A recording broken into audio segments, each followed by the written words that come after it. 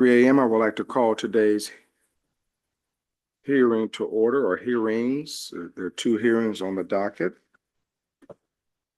We'll go ahead and we'll take the item that is before us as a non-consent item.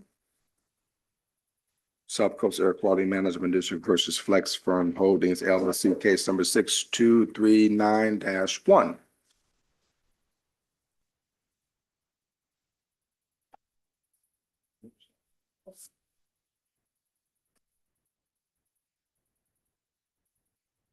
All right, who do we have representing the respondent today? Good morning, Melissa Hathaway McKeith for Flex Firm Holdings Inc. Is your microphone on? Here. Okay, Good morning. I'll repeat that. Melissa Hathaway McKeith for Flex Firm Holdings. spell your last name for the record. MCKEIT as in Tom H. Okay, who do we have for the petitioner? Morning, Mr. Chair. This is John Jones and my colleague Nicholas Sanchez on behalf of the executive officer. Thank you, thank you, thank you. Mr. Clerk, do we have any individuals online who've signed up to provide evidentiary or non-evidentiary testimony? No. Let the record reflect no one has sought recognition to provide any public comments and or evidentiary testimony. We have multiple exhibits before us. Why don't we begin naming those exhibits? I do believe that the respondent's status conference update on second stipulated abatement order and request for modification of conditions is exhibit number 11. I didn't say, they're actually the letters. Okay. Okay, this would be F. That I needed. Okay, this is F. That's right. F is marked already as F. I made a mistake, I switched them up. The district's numbers, Oh, yeah. that's from the letters. Okay, so just so we're clear, so the documents, well, anyway, we'll get to that in 1 second. Okay, so the document before us, this is the respondent's document, and this is marked alphabet F. To make sure we're all good on that. All right? So just so we're clear, the respondent status conference update on second stipulated abatement order and request for modification of conditions is exhibit F. And then the district proffered, I assume these are a plethora of evidence. So why don't we go with this first document, Mr. Jones, will be number 4. 11. Okay, this would be number 11. So this first document, the 7 pages, all right, 7-page document that has 1, 2, 3, 4 on the first page, ending in number 24.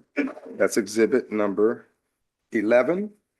This pictorial illustration would be exhibit 12. Okay, just want to make sure we got your records correct, Mr. Clerk. And then there's another document that says abbreviation, sample names, type of material, etc. We mark this as 13. Okay. All right, and then I believe everyone would have the minute order handy. All right, are there any other exhibits or any other documents that we'd like to? There are documents attached to the respondent status conference statement, which I would like to identify for the record and then determine what exhibit numbers we want to place on them. And we may have additional exhibits. I'm not quite sure. I've spoken to council about how we can work that out because some of them were based on data that was just received yesterday from laboratories and provided to the district staff and council. In the respondent's memorandum, we have a declaration of Gary Alcock, who's also here to testify this morning. I'm not sure whether you want to mark that as an exhibit or not. We certainly can do so just to keep the record straight. Yeah, so why don't we go ahead and why don't we mark the declaration of Gary Alcock as That would be exhibit G. exhibit G. Okay, are there any other? Yes. There With some are. modifications? And then we have what is a modification of the petitioner's Exhibit 11, which is a chart comprising of 1, 2,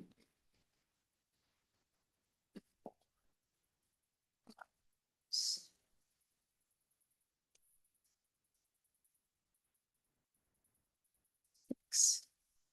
7, 8, 9, 10, 11, 12, 13, 14 pages. And that's starting at, one more time? This is immediately attached to the declaration of Mr. Elcock. It Yes. begins with condition number 1. So this is a true and correct copy Yes. of, I can't see that from there. I'm sorry. This is a true and correct copy of the chart that is petitioners 11. All we did was add a column on the right that tracks all of their representations and then what our response is. And we did that just for ease of discussing the conditions and compliance with the conditions this morning. Will that be H? So yeah, do you want to break this out as H? Yes, sir. Okay, so we'll break this out as H. And then Exhibit I now is a article from the Technology Forum 2001 entitled Sources of Error in VOC Determination via EPA Method 24.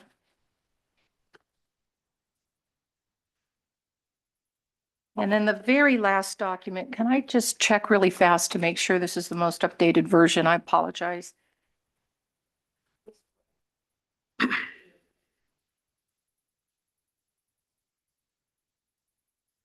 Mr. Clerk, are you getting on this? Okay, very well. I just want to make sure you have a clean record there. All right. Yeah, you did it this morning, so. Okay, and the final exhibit is the very last page, which is a calculation of pounds per month, comparing various lab results. And we'll have Mr. Joe Hauser from Ramble testify about that and provide more detail. We may also have an updated document, in which event I will substitute it, but for the moment, So this becomes J. This is the very last page with the year of 2025 on the far left corner and then drop down from January to December, correct? Very well. My eyes are good. I can see that. I love carrots. I'll trade. I ate a lot, but all it did was turn me orange. All right, so that's J. Okay, do we have 10 of this? You didn't print these? Okay. Okay, that's it for the moment. Mr. Jones, do you have all these documents? Yeah, do you have 10 of these? I'm a little unclear on what Exhibit J is supposed to be. J is the very last page, the very last page. It's a chart. The far left corner says 2025, the far right corner says percentage change from emissions based on October results. Very well, thank you, sir. That's J. And we're going to have an Exhibit K, which council does have.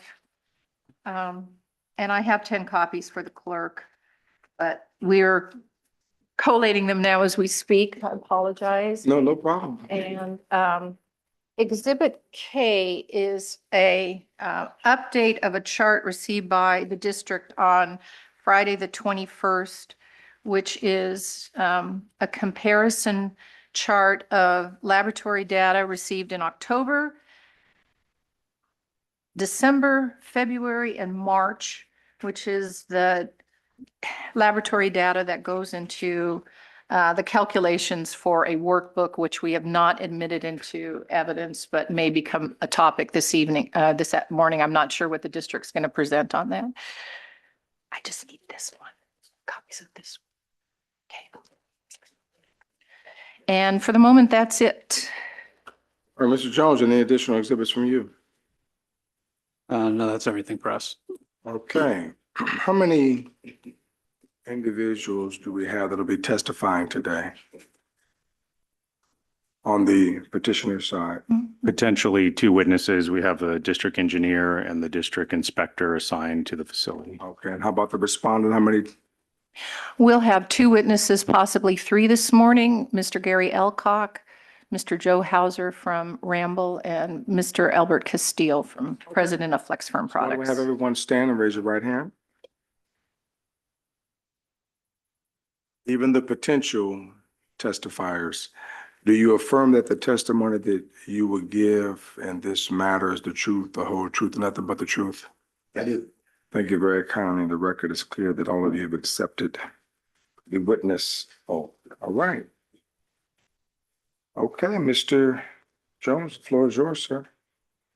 Mr. Sanchez.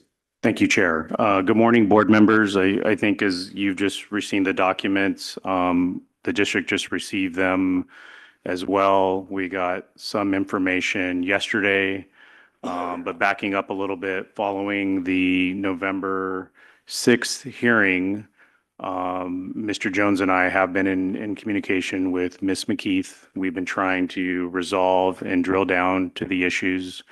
I think as you've surmised this morning, we're not going to resolve this issue today. And so I kind of want to, for efficiency, focus on what we may be able to resolve today and schedule a follow-up hearing in early May to get to finality on these issues or get respondent to make final decisions on these issues that have been pending before this board and this board is aware of. The main issues I think we should cover today regard the reformulation of the coatings, what equipment and permitting decisions need to be made, and the other condition related to the monthly VOC usage.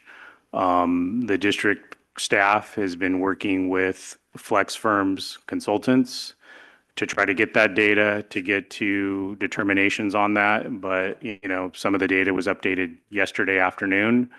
So we're going to be a little bit struggling to try to agree with the position that Flex Firm is saying that now they've achieved compliance on some of the reformulation. We have a district engineer who will be talking about his review of the data and his positions on the compliance status. We also have a district inspector who can cover. 2 NOVs have been issued since the November hearing, both in the month of November. So to respondents' credit, following the last hearing, there were 2 NOVs issued a few months later, and none have been issued since the middle of November. And the district inspector can cover that if the board so desires to get additional information. But the district is ready to proceed. And depending on the outcome of the hearing today, we're prepared to come back and modify the order in early May. And to be candid, the district may have a much different position that it's had up to this point. So nothing further.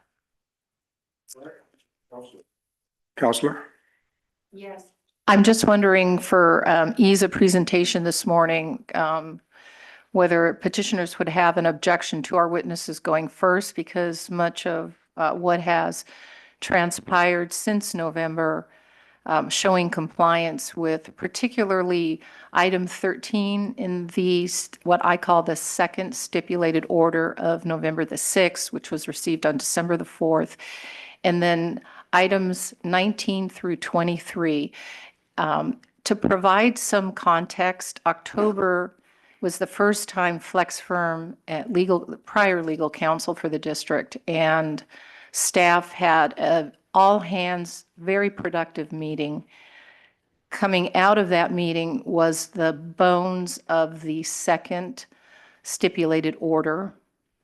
I agree with Mr. Sanchez that there have been some communications with the district in the past month. However, we haven't had an opportunity to really drill down on the data, even drill down on the sampling protocol that the district is expecting of Flex Firm. The devil is in the details. This is, as you will hear, a pretty complicated effort in order to balance meeting the military specifications that the company has to comply with to produce its product and the emissions. I do want to say that Christopher Lee has worked with Ramble. We have a system in place. The problem with the system for calculations is it's dependent upon the data. And as you will hear this morning, the data we get from the laboratories, a third-party laboratory, is entirely consistent. And the joke I like to make is it would be like us getting on the scale and then getting on the scale 5 minutes later and being 10 or 15 pounds heavier. It's that different. So unfortunately, you know, if we have a contest over whose data is correct and whose workbook is correct this morning, I don't think really any of us know, because we're dealing with data that is challenging. So I'm happy to proceed either way if the district wants to have its witnesses go, or I can start with Mr. Elcock on their efforts on the most critical issue, which was purchasing emission control equipment that would get us out of this constant alleged noncompliance into a compliance regimen that would allow FlexFirm to continue operating profitably and complying with the district rules. So I don't know what your preference is. Mr. Jones? We don't have an objection given the volume. I think it might be more efficient to do it that way. Not a problem. Ms. McKeith, the floor is yours. Your witness. So I'm going to call Gary Elcock, but I'd like to use a podium if it's all right. Ma'am, you're more than welcome to use Okay, the podium if you're and, so inclined. Thank you. I also don't know whether or not, I mean, I'm assuming everyone up on the dais has a hard copy of the documents that I'm going to be talking about. So, or if someone wants to project, that's fine, but I wasn't going to do that. So you might want to move here, Gary. Yeah.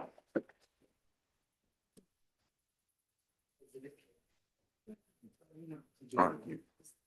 Okay, and while Ms. McKeith is coming over to the podium, we do have an alternate that's sitting in for Ms. Verdugo Peralta. Why don't you introduce yourself? Thank you, Mr. Chair. My name is Steve Semeniego. And so I'd like to ask you a question on the record. Mr. Semeniego, have you reviewed the documents? Yeah, well, the documents that were submitted today, no, but I had reviewed previous hearings and the previous documents online. And do you believe that you're competent and ready to proceed forward as an alternate? Yes, I am. Are there any concerns from either side, petitioner or respondent? None. Okay, Thank you. Welcome. You're very kind. Thank you, sir. Good morning, Mr. Alcock. So can you go ahead and state your name and your current position relative to FlexFirm for the record? Gary Alcock and co-owner. And when did you purchase FlexFirm products? 2018, I believe it was May or June. And prior to purchasing the company, did you meet with the AQMD to go over permit requirements and to do due diligence relative to this property? Not prior to the acquisition, but immediately post acquisition. And when you met with the district in 2018, were you alerted to any concerns that the district had relative to the existing permits or compliance with rules? 5 years ago, I don't remember the exact conversations that we had, but there was no notice of violation or anything that we were aware of. Okay. You attended a meeting on October 9th with myself and Yasmin Stutz from Ramble and two attorneys from the South Coast and a variety of other staff members. Do you recall that meeting? Yes. And do you recall that there were sort of three big areas of discussion for that particular meeting? And I'm going to just go through them quickly, but one of which is the use of plasticizers and the rules limiting emission equipment for plastisols, the need to purchase equipment, and then an alternative way of calculating emissions so that during the interim period we could stay in compliance. So is one of your concerns at that meeting that if we acquire equipment and still run afoul of the plastisol rule that limits plastisols to 20 grams per liter, that even after FlexFirm spent a lot of money, you would still be in non-compliance? Yes, that was a concern. And was there a discussion and a suggestion by the district that FlexFirm could add VOCs to the current formulation and therefore have it treated as an organosol instead of a plastisol for purposes of VOC compliance? Yes. And subsequent to that meeting, well, you may or may not have firsthand knowledge of this because obviously you're an outside owner and not there on a day-to-day basis, but is it your understanding that efforts were made to recalculate the formulation so that we could both meet the specifications that you require for military specs and also get around the 1128 plastisol issue? Yes. Okay.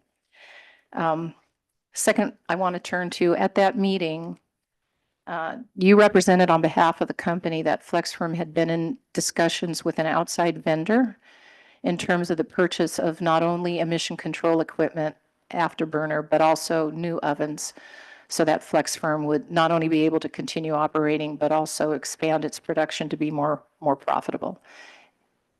That's correct. Okay.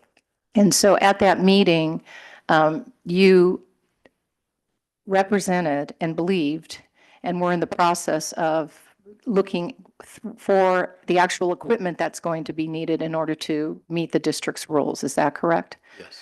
Tell us after that meeting, the efforts that you undertook that are spoken to in your declaration about the challenges that you as the company with your partners have experienced in terms of getting that equipment.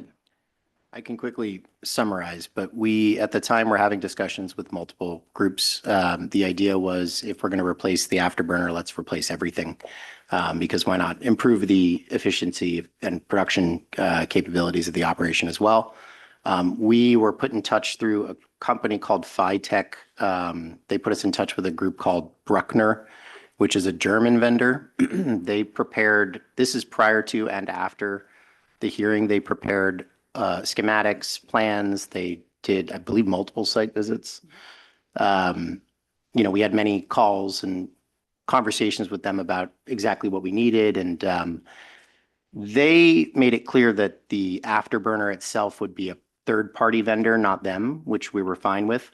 However, sort of later in the process, in addition to the costs kind of going up dramatically, we found out that the proposal that they had prepared only coats or only heats one side of the material, whereas our current coating line heats both sides and coats both sides of the material.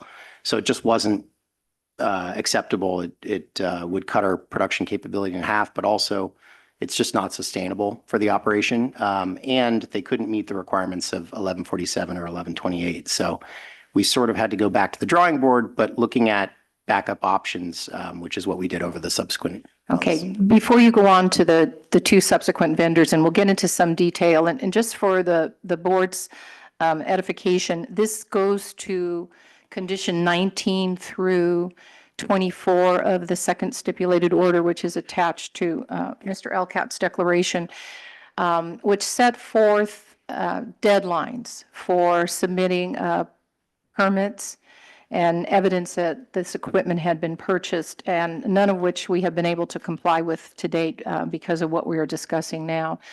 I take it that Bruckner, you were able to make a determination that the equipment was not going to allow you to do what your first option was, which was to actually upgrade the entire factory and be able to produce more product.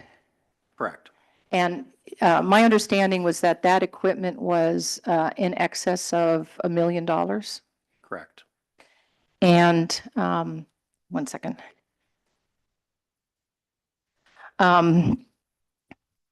Subsequent to dealing with Bruckner, did you begin speaking with another vendor? Even prior to Bruckner, we were talking to Ship and Shore and Mako Industries. And can you tell us a little bit more about Mako and the time frame in which you were talking with them and how those negotiations went? Yeah, so Mako and Ship and Shore are local vendors. We were talking to them not about redoing the whole coating lines, but specifically the afterburner and addressing just the issue at hand. What we liked about both of them is they're close by, but also there were past relationships with Flex Firm. They were aware of Flex Firm. In the case of Mako, they'd had a meeting with the previous owner, and that was helpful. So they were backup options. Okay, and let's just start with Ship and Shore. Why did you conclude that they were not a vendor that you would be able to work with? So Albert and I met with Ship and they gave us a quote late last year, which may have been, I don't recall which quote that was, but we met with them early this year, and the difficulty was achieving the 20 ppm requirement. We were told that it was extremely difficult, that it would incur significantly increased costs. That was a problem for us, but also the quotes we were getting were substantially higher than we expected for just the afterburner unit. So 1 week later, we decided to meet with Mako Industries. And so just to summarize, Ship and Shore not only was more expensive, would they finance this acquisition? No, Okay. And they also couldn't guarantee the 20 parts per million. correct. Now, I understand, but just as an aside, did you get evacuated during the fires? I did. So was there a distraction during this time period from? Yes. Okay. By the way, our other consultant lost her home, but that was not the problem. After Ship and Shore, because they couldn't finance and they couldn't meet the 20 part per million in the updated 1147 from 2022, you started talking with Mako. And did there come a point in late February where you actually had reached an agreement generally on terms with Mako? Yes. And then did you turn that over to your attorney to negotiate a contract for Flex Firm? Yes. How did that go? We were good. We thought we were good to go, ready to sign the purchase order. But after they received further information about the order for abatement and more specifics about the coatings themselves, they withdrew the financing option. Okay, so in the beginning of March, we all thought that the Mako deal was going to go forward and I'd be able to submit permits, or we'd be able to have a date certain for when we were going to submit permits to the district, correct? Correct. Okay, and on March 11th, did you receive communications from Mako that they were unwilling to go forward with this matter because of the abatement order and because of the abatement order in part? In part, yeah, a combination of things, but that was part of it. Yes. And they were willing to sell you the equipment, but they weren't willing to finance the equipment at that point. Correct. And when they actually had to sign a document saying they were going to guarantee the capture efficiency and the 20 ppm, they weren't willing to actually guarantee that that's what their equipment could obtain. I wasn't part of those exact discussions, but that's my understanding. Yeah. Okay. Is Flex Firm able to finance this equipment, which you clearly want to purchase, through a conventional lender? We don't believe so as of today. We did think that late last year. So Flex Firm doesn't have an unsecured or a secured line of credit that it can turn to for financing of a piece of equipment that's roughly in the $500,000 range when you take into consideration permitting. Is that correct? No, not today. No. Okay. Have you ever explored loan opportunities through the district? I believe there was a conversation about if the district had loan options, and we were told they did not. And as you sit here this morning, and as it states in your declaration, if we can find financing for the equipment, it is still your intention as an owner of Flex Firm to acquire the equipment that would upgrade the facility and solve some of the complications that we face with trying to comply with 1147 and 1128. 1,000%. Okay.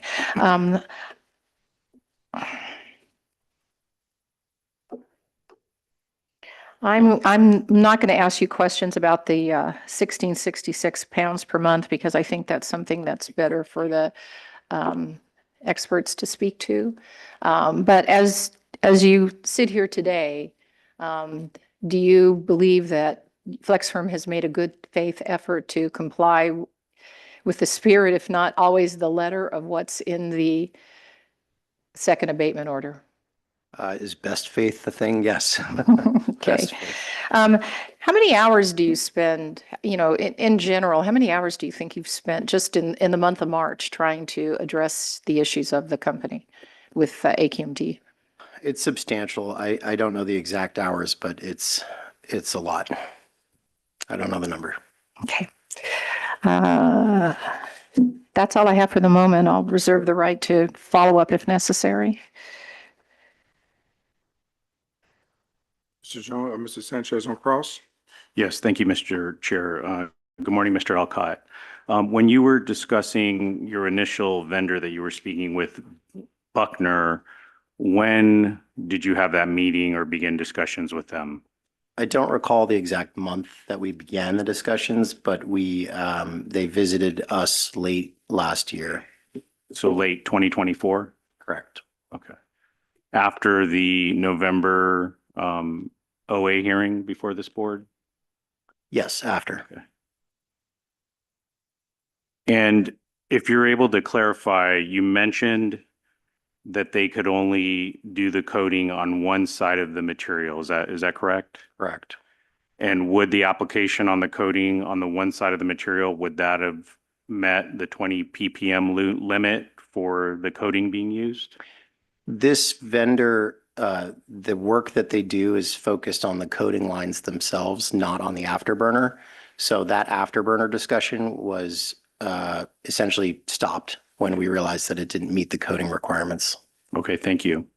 You mentioned that you can't get financing for the project that you identified would get you in compliance. Is that correct? Say that again? You mentioned that you can't get financing for the project, or let me ask a preliminary question.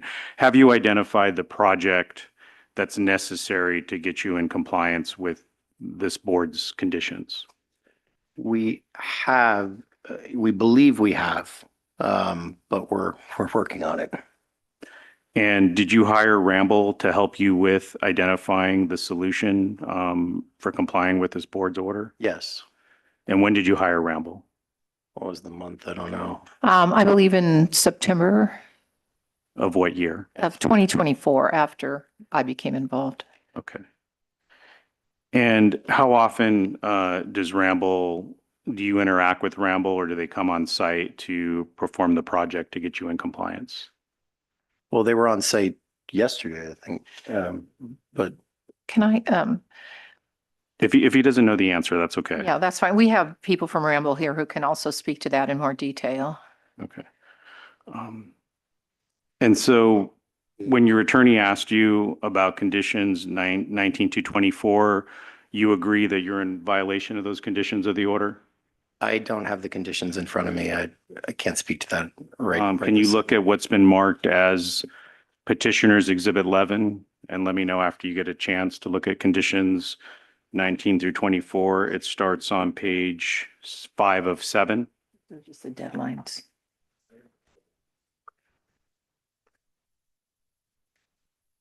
Oh, right, the permits, yes. In terms of the dates, yes.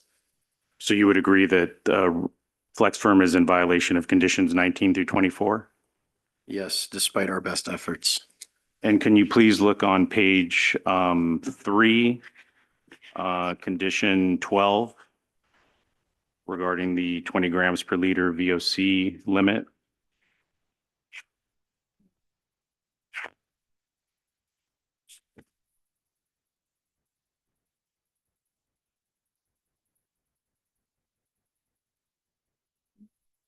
This one is more complicated. I'm not the right person to ask this question.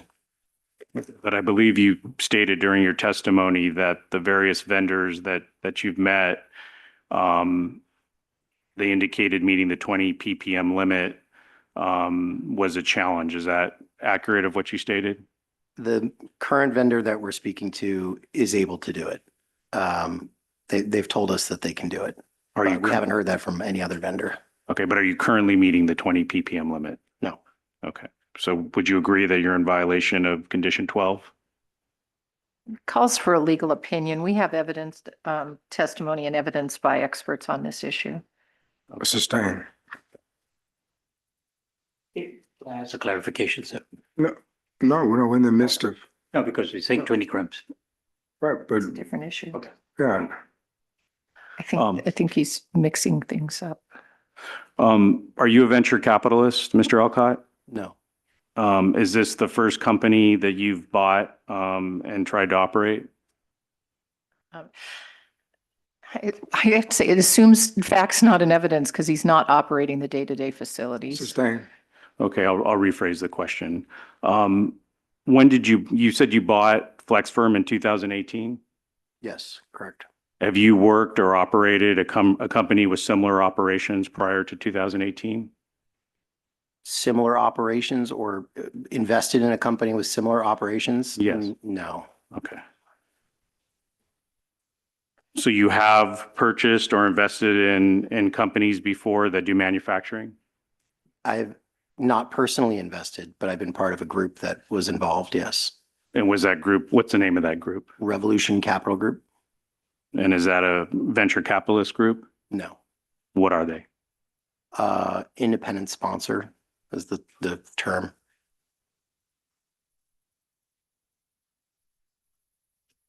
And does Revolution Holdings buy companies and keep them, or do they buy them and sell them? Objection relevance. Revolution Holdings is a company for which Mr. Elcock worked at another point in time. You could ask him, was it your intention to purchase and hold Flex Firm? That would be a relevant question here. The initial objection is sustained. Okay. Relevancy.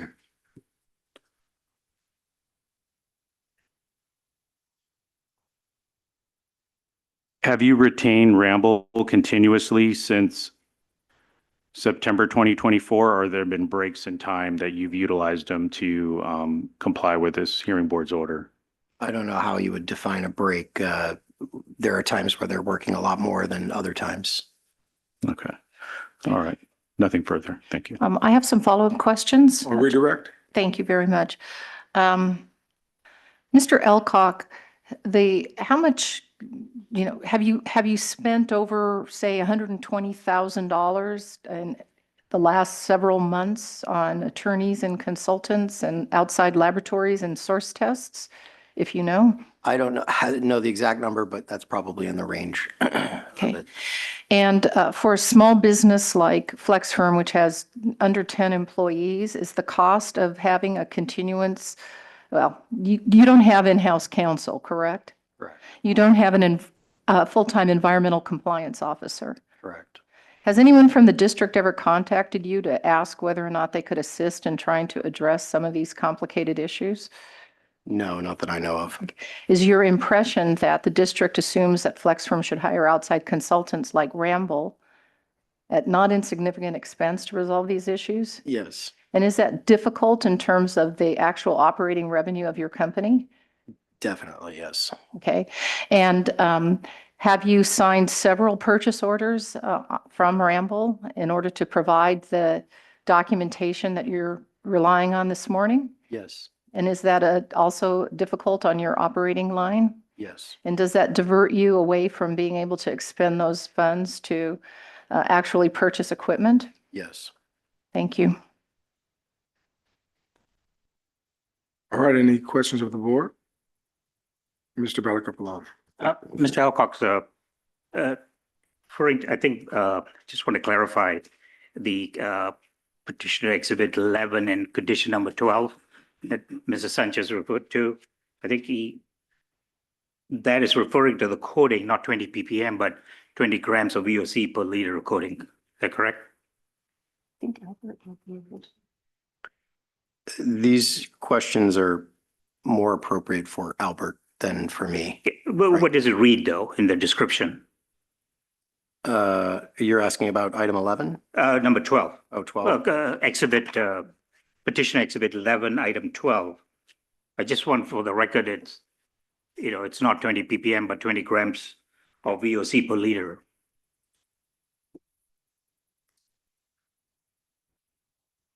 Sorry, what was the question? Mr. Sanchez referred to it as 20 ppm, and that 20 ppm Oh. is the NOx limit that you're supposed to meet, not the 20 gram per liter. Oh, you're just correcting what was said? I Yeah, understand. I'm just asking you to It says 20 grams of VOC. Per Oh, liter. per liter, okay. Correct. So it's not to your understanding, the burner limit of 20 ppm? Yes, Okay, so that's in a different condition. yes. Okay. Now, can you clarify, at the last time you were here, I think the intention was you were debating whether to replace your ovens, and afterburner. What is the proposal going forward to come into compliance? What is your strategy towards that? We are no longer looking at replacing the coating lines. We felt it was a distraction and taking away time and energy that could be better allocated to just addressing the issue here. So the plan is to just focus on the afterburner. So the collection system and the afterburner? Correct. Okay, so that's okay. Now, and that's what you're seeking vendors for. Correct. Now, if Mako comes back and say, we're not going to do the lease or financing, what's your alternative then? We do have another option, apparently multiple options. We're starting to talk to Ramble about that as well. So it's work in progress. And how long would that, where you are in that discussion, what is it? Can Ramble talk about it, or is it something is still preliminary? It's a question for Ramble, and Ramble. it's, I would say, preliminary. Yeah, that aspect is preliminary, but the conversation with Mako is much further down the line. Okay, but if they come back and say, sorry, we can't do it, then you have to go to plan whatever, C or D. Always have to go to another option. Yep. All right. And that could take, I just want to know how long this a period before you come into compliance. I wasn't good at figuring out how long it would take. I don't know, so I can't answer. All right, that's fine. This is the challenge at this point. I understand. Yeah, it's, Okay. we don't want to put on the table another schedule that then we are accused of violating because, this is not a simple go to Home Depot and buy something off the shelf. Thank you. I have no further questions. Any additional questions from members of the hearing board? Sir? Yes, thank you, Mr. Chair. I'm just hearing financial problems here is what I'm hearing, and the challenges.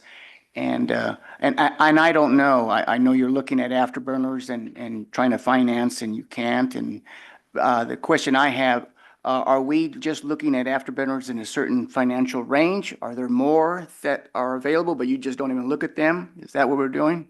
It's a very good question.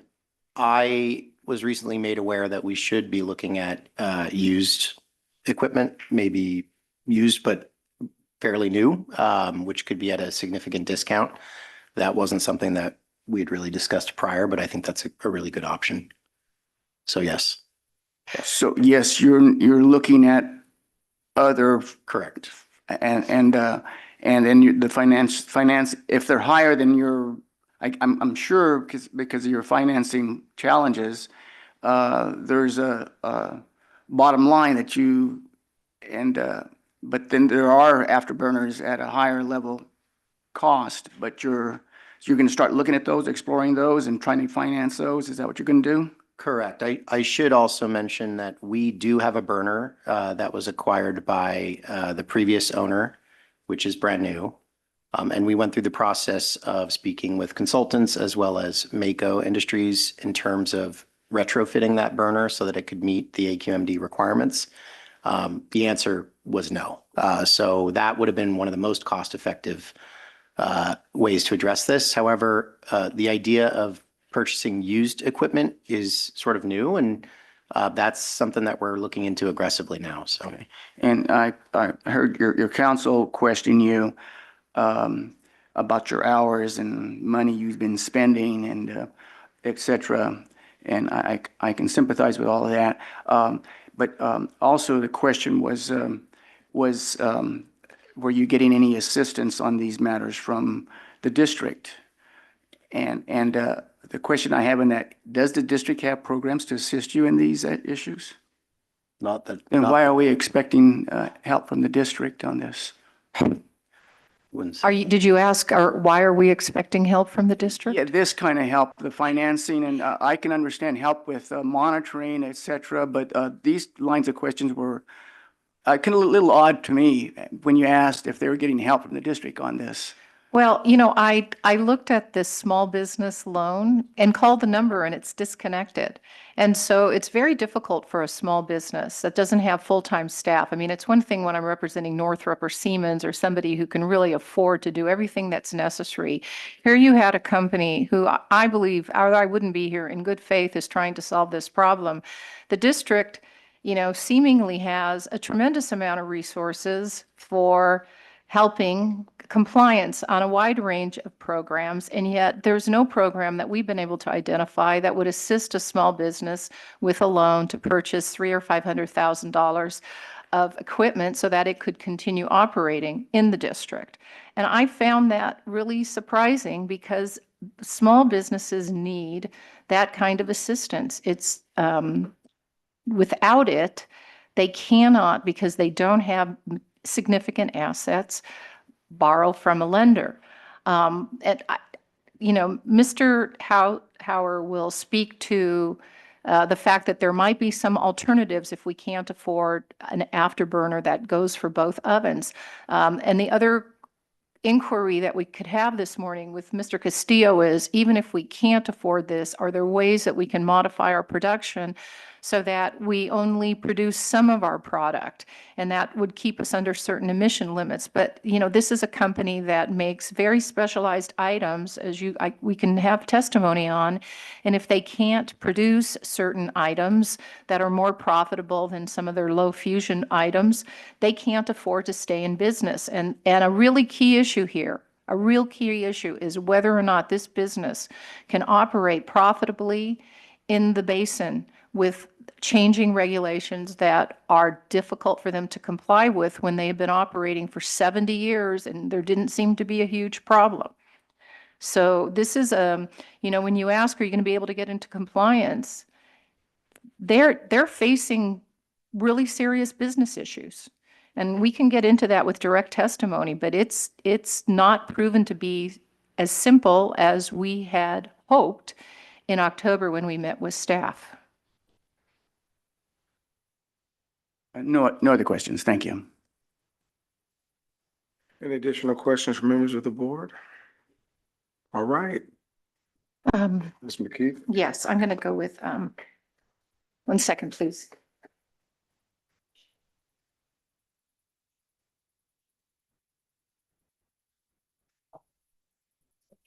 I'm going to call Mr. Castillo. So let me just.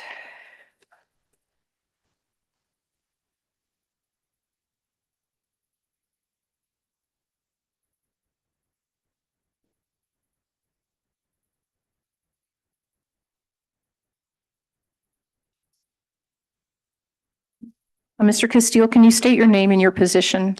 Yeah, my name is Albert Castillo. I'm the president at Flex Firm Holdings. And do you own a share of the company? Yes, And was this an opportunity that was made available to you when Mr. Elcock and his partner purchased the company to have an ownership stake? yes, Okay. And I take it at that time in 2018, you were hoping that it would flourish and he would become a wealthy guy and. we're still hoping it'll flourish. How long have you worked at Flex Firm?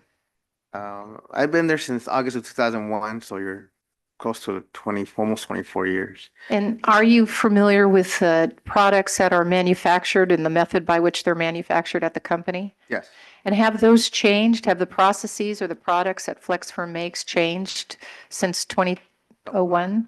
not since I've been there. And so really we're dealing with the same operation with the same materials, and I guess we assume the same emissions. Prior to 2022, did you have people coming from the district and raising notices of violations or issues with respect to production and emissions at the facility? No notices of violation. We would get like an annual visit to come and inspect the facility. They would go through some of the permits, conditions, and we discuss them, but nothing more than that. And in any of those discussions, was the issue of whether or not the existing afterburner on what we'll refer to as oven number 1, whether that was exempt from district rules? whenever the question was asked about NOx, I would bring that subject up and I would inform them that, it was under our understanding that the current afterburner was exempt from NOx because of the configuration of the burner. And when was the first time, if you recall that, well, strike that. During any of this time period that you were at Flex Firm, did you ever conduct a source test? And what I'm saying at the time period I'm saying is like 2001 to 2022, before this latest round of issues with the district. No sources that I can remember.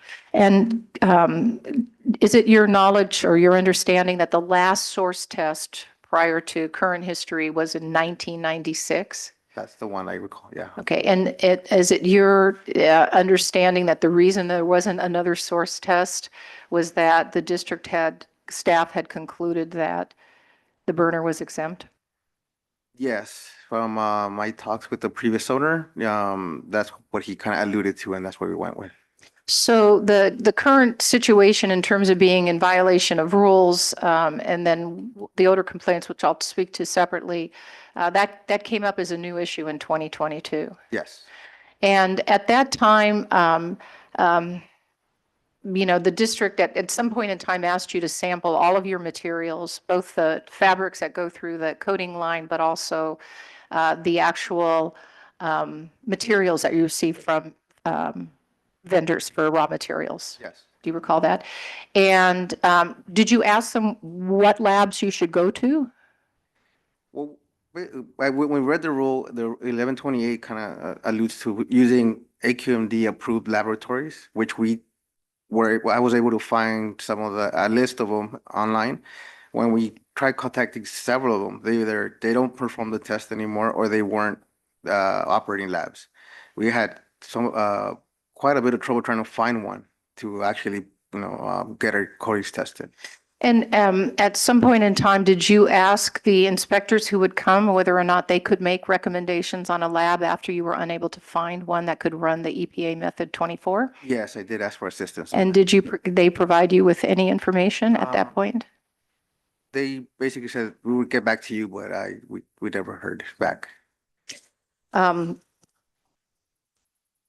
we'll talk in some detail about the fact that ultimately Ramble did find an outside laboratory. And unfortunately, Yasmin Stutz isn't here today, but I recall that they made some upwards of 50 phone calls before they found one that could actually run this particular sample. Is that your understanding? Yes. So every time I say, Albert, why can't we run a split sample to make sure these samples are accurate? We haven't found a second laboratory to do that. Is that your understanding? Correct. So we're beholden to the data we get back. Now, in the SDSs, or the manifests you get from your raw material vendors, in the past, was it your understanding that there was either low or no VOCs in those materials? Yes. And when we actually took the samples, did you discover that there were actually more VOCs than you had originally expected? In our coatings, yes. Yes, in the underlying coatings that go in. Now, you attended, well, let me just say, at some point in time, I was retained, I believe that's in late August, and we retained Ramble to assist Flex Firm. Yes. Is that an expensive proposition? Quite expensive, yes. And are you able to, in a perfect world, I would be working with you every day, and Ramble would be working with Gary and you and AJ nonstop in order to get this into compliance. Is that something that you can afford? No, not long term, no. And it is your actual job responsibility to produce product and sell to both commercial and military businesses? Correct, yes. And when you're doing all of this compliance work and trying to meet the expectations of so many different people, does that take you away from your day-to-day activities? Yes, it does take considerable time trying to navigate all this.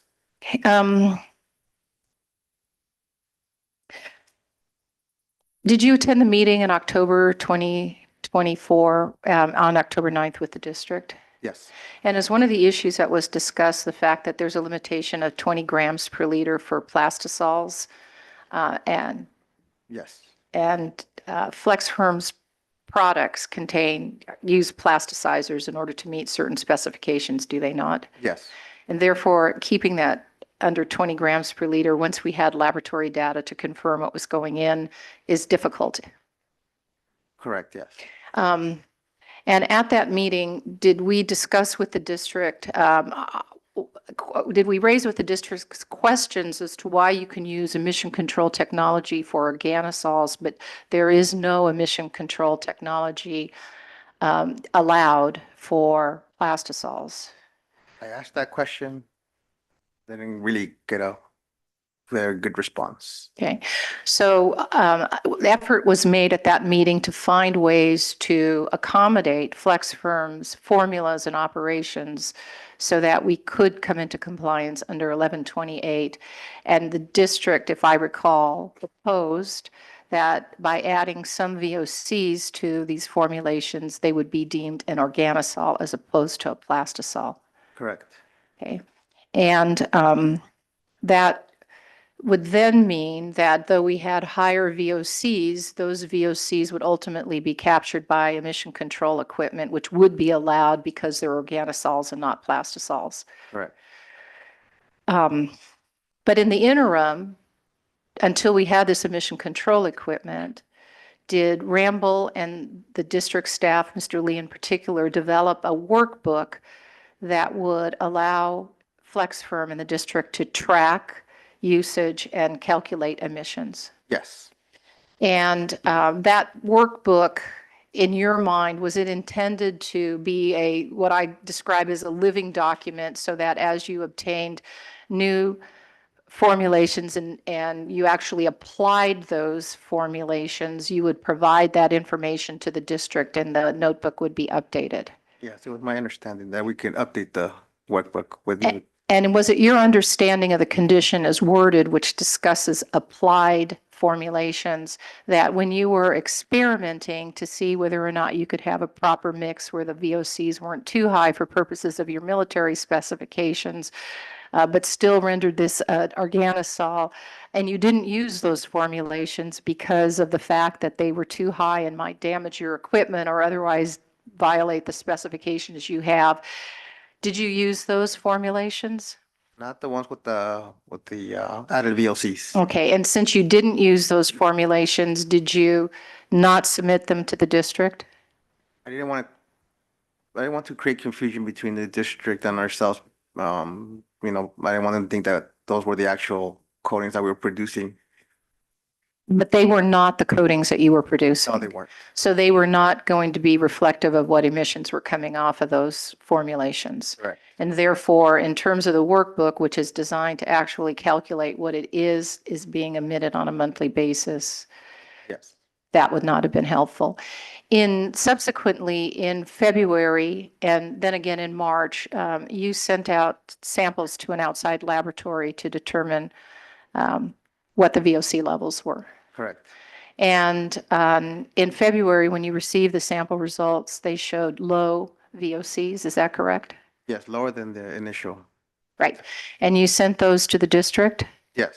And did the district decline to update the workbook based on that new data? Yes. And what is your understanding of why the district declined to do that? I asked the question, but not much detail was given as to why they just wanted to use more conservative numbers, I guess. Okay, and the more conservative numbers that we're referring to, just because we're going to end up with 4 different sets of numbers. We have numbers from October, which the notebook was, or the workbook was based on originally. Then you have samples you took in December of formulated materials you didn't use. And then you took samples in February and in March, which the district does have. And I regret for all of our purposes, the latest data from Source Analytics came on Friday evening, the 21st of March. Is that correct? Correct. And that is information that you provided to Ramble. Yes. And as Mr. Howard will testify to, he has updated the workbook And based upon Ramble's calculations, you've been staying under the 1666 a month. Yes. Okay. And I'll wait to have him go through that particular exhibit. Have you been, operating in good faith in an effort to track what's going on and attempt to meet that 1666? Yeah, we've done our best to try to meet the conditions of the latest OA, and we change production. We try to make sure that everything that we're doing in-house is according to what we have specified, and we want to meet the 1,666 VOC limit, and also keep the gas under 230. This is going to be a harder question, but when I raise the issue of, do you think the district should be here to actually assist you and collaborate with you on solving what is a much thornier issue than anyone imagined? Do you feel like you get that sort of support from the district staff? They're good at explaining the rules and guiding us to them, but when we want assistance in other regards to help us find solutions, that's where I have a little trouble. I have had the impression that there's not a tremendous amount of communication between FlexFirm and staff. Is there one point of contact at the district that you believe is your point of contact for purposes of, resolving this? The person we contact the most, or the one we have more contact with, is Adam Martinez. Okay, and Adam Martinez is the person who comes out and responds to any odor complaints or issues. And on these technical issues like this, the discrepancy in the sampling or the differences we get in various source tests or the reformulation, is that anything Adam can assist you with? No. Okay, he's an inspector for purposes of determining violations. Correct. Okay, let me. How many people work at FlexFirm? I have 9 employees. Okay, and how many of those employees have been there for longer than 10 years? 7 of them. And do the employees have health insurance? We offer health, dental, 401k. Okay, and would you say that most of your, I'm just going to ask the question, are 100% of your employees Hispanic? Yeah, they're all Hispanic. Okay. And again, you were given this opportunity to become an owner of a company that we hope to be able to survive another 70 years because it actually makes a product that is unique only to FlexFirm. So my understanding is, in terms of some of these military specifications, FlexFirm is the only company that is available to actually make some of the coatings. Yeah, on some products, yes. Okay. And is one of the reasons that FlexFirm is desirable to some of these outside vendors is that you're able to make small quantities of materials? Yes. Okay. Now, there's a number of questions about what happens if we can't find or finance equipment, which could happen. Have you been speaking with Ramble about whether or not you could still legally operate within the rules and your permits by perhaps taking some of the products that you manufacture that have higher VOCs out of production? Yes, we've been discussing that. Okay. And so in a worst case scenario, if we are not able to get this equipment, would it be your intention to attempt to continue to operate this company within the rules and remain hopefully profitable enough to keep those employees? Yes. Okay. Determining how much production and what can be done with the oven that is what we call oven number 2, which is a low or no VOCs oven. Is that a simple determination, or does that require a lot of trade-offs and balances in terms of what you produce and when you produce? Some trade-offs. Okay. Is that something that you think you could accomplish in the event we cannot purchase the equipment? With some difficulty, but yes. Okay. And would you be working with Mr. Joe Hauser at Ramble in order to try to come up with the correct balance to accomplish that? Yes. Let me just see if I have anything else.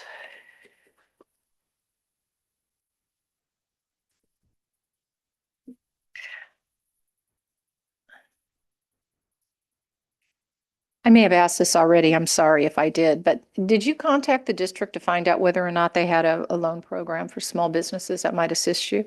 I asked the inspectors when they would come by. Well, that was one of my questions, if they knew programs that the AQMD offered to small businesses to acquire new equipment, either loan programs or incentives, but that loans, as far as loans, they said no, and then incentives, they said they would look into it, get back to me, but And no one has ever really confirmed that. My understanding is there are no programs that are available for this particular Mhm. situation. If Flex Firm was able to purchase the equipment, do you believe that you'd be able to operate this business profitably within all the rules and permits? yes, And that's your goal? that's the goal. Okay, that, no further questions at the moment. I'll reserve the right for follow-up. Mr. Sanchez on cross. I'll take, Mr. Jones on cross. Very well, sir. thank you. And thank you for coming today. You mentioned that you've been at the company since 2001. What roles at the company have you had? Well, I started at the very bottom. So I started as a winder, then as a coder, then I worked in the paint shop where we mix our coatings, and a little bit of a stint in the lab, but I did pretty much everything that's done there. And then when did you become president? 2018, August of 2018. You also mentioned that someone told you that the afterburner was exempt from NOx emissions. Is that? That was our understanding from the previous owner. The way that the burner was configured, and working with consultants, they explained the language in the rule of 1147, and it made us think that we were exempt. Did you ever confirm that with anyone at the district? We tried, but so far it hasn't stuck. Yeah, you may have asked this before, but how many employees does the company have? Currently nine employees. And do you have an idea of what the gross revenue of the company is? About 3 million. 3 million. Okay, and you have no not-for-profit operations. Correct? Well, Are you familiar with Rule 102, which defines small businesses as the district understands it? I know of it, but no, not very familiar. So you're not familiar that it It's defines small businesses less yeah, than it's half a less million? than 10 and less than 500,000. Yeah. So you are aware. Well, not the full language, but I know that. So you're aware that you don't qualify as a small business then? Well, under those rules, yeah. Have you made the determination as to whether it's possible to reformulate, or have you going to go another route? We can reformulate. The issue is with the VOC limits, or the VOC values that we get after reformulating. So, we can. You just have to find the right balance to see where the product can stay compliant with certain international regulations, and the other consideration was a safety hazard, because the electrostatic precipitator was, as it explained to me, could be a source of ignition if high VOCs were to go through it. So you're saying it's not possible? It is possible to a certain degree, because our permit allows for 1% solvents to be added. And when we had this reformulation, I guess, the project, it wasn't exactly explained how much I should add or how little I should add. So I just went with what our permits, which is 1%. And the values, and when we got those results, yeah, they kind of made us hesitate to use them because of the safety hazard. Yeah, what would the safety hazard be? Fire, it could be a potential fire hazard and ESP, but we're still working through that with Rambo and the vendor of the small hog to make sure that we can operate it safely. Have you made any, I guess, let me rephrase this.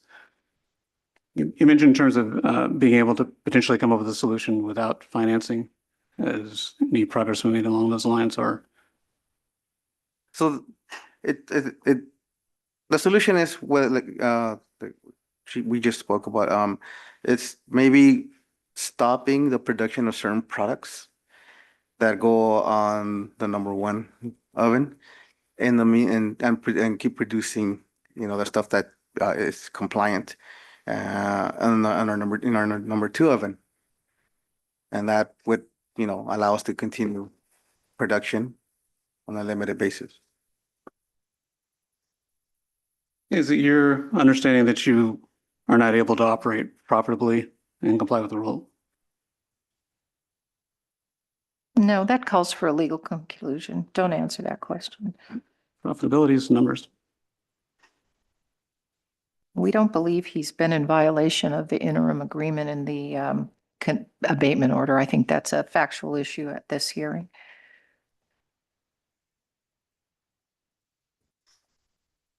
I'm gonna sustain that objection.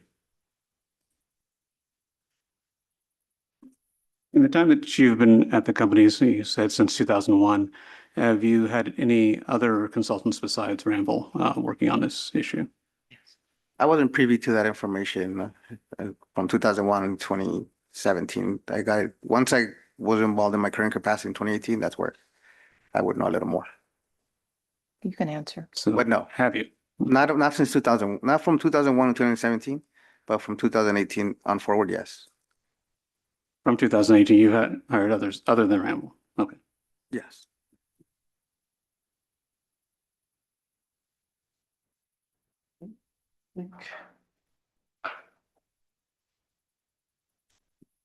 That's that's all we have. Okay, I have Is there any redirect? yes, thank Go you, right ahead, sir. ma'am. Mr. Jones is correct. The technical definition in the AQMD's rule from 2020 defines a small business as under 10 employees with revenue of $500,000. So technically you do not qualify. But are you aware that you qualify as a small business for the Small Business Administration? Yes. Yes. And are there forms or other things that you file in connection with your business where you identify yourself as a small business? Yes. Okay. And when you said that your operating revenue is roughly $3 million a year, is that a constant? Does that change based on, I don't know, tariffs and other issues that happen in our economy? Yes, it changes from year to year.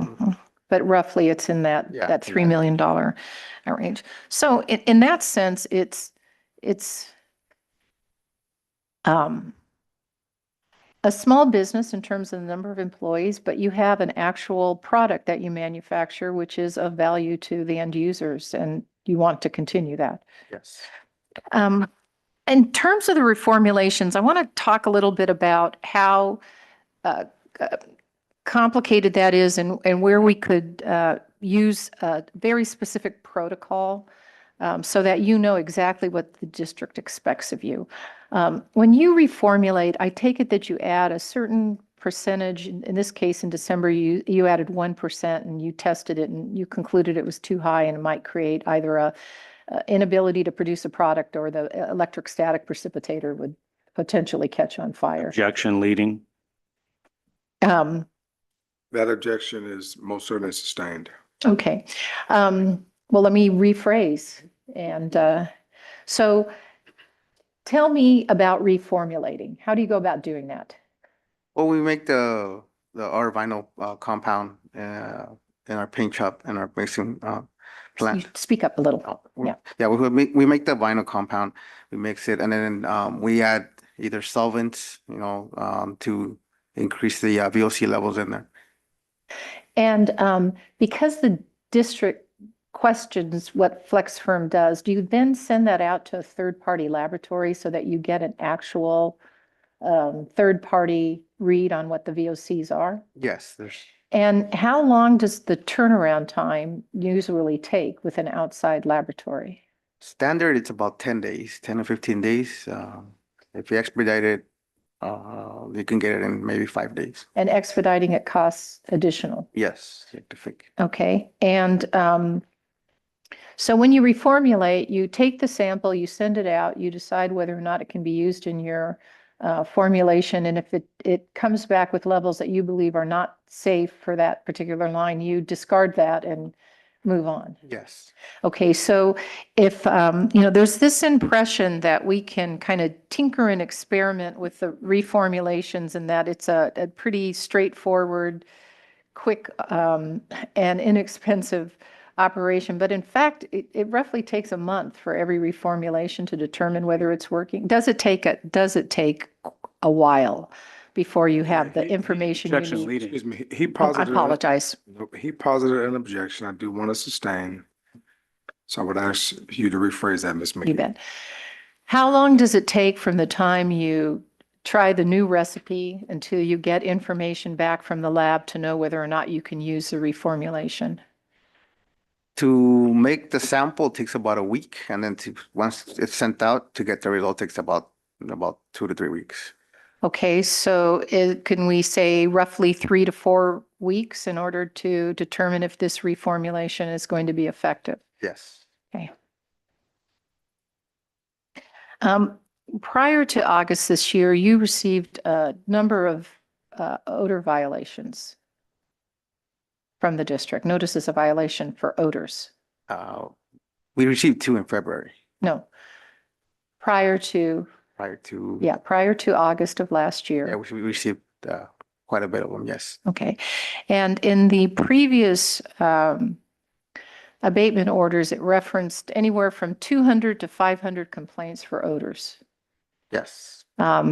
Since August, you have received only 2 notices of violations. Is that correct? Correct. Did you take steps to reduce the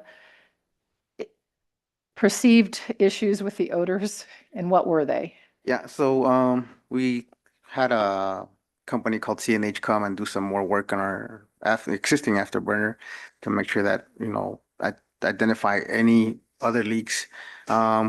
A lot of housekeeping efforts and, production changes. And luckily those have been, I guess, working because we have significantly less complaints. Are there 500, how close are residents to your particular, let me just rephrase that. Is FlexFirm in an industrial area? Yes, Are there residential homes nearby? not nearby. And are there 500 residences nearby? Not. Nearby not meaning nearby. like within a quarter of a mile or an eighth of a mile? No. No, okay. I didn't bring a Google Earth map, but my understanding is that this area is zoned industrial. Yeah. Do you have, at some point in time, did you relay to the district that you considered some of these, how do you view these complaints? What do you think the source was? I don't know where the source was, but some of them we might concede, but there was, others where we were clearly not the source. And do you think that these complaints were driven by a particular property? It appears that our neighbor is a little, active when it comes to complaints. Is it your understanding that the neighbor has made offers to purchase the property that FlexFirm is on? Yes, he is. And, okay. Have you relayed to anyone at the district your concern that some of those complaints were motivated by the desire of the property owner to purchase the property? I were mentioned to the inspectors when they would come by, but Okay. But you haven't had those kinds of complaints other than 2 in February?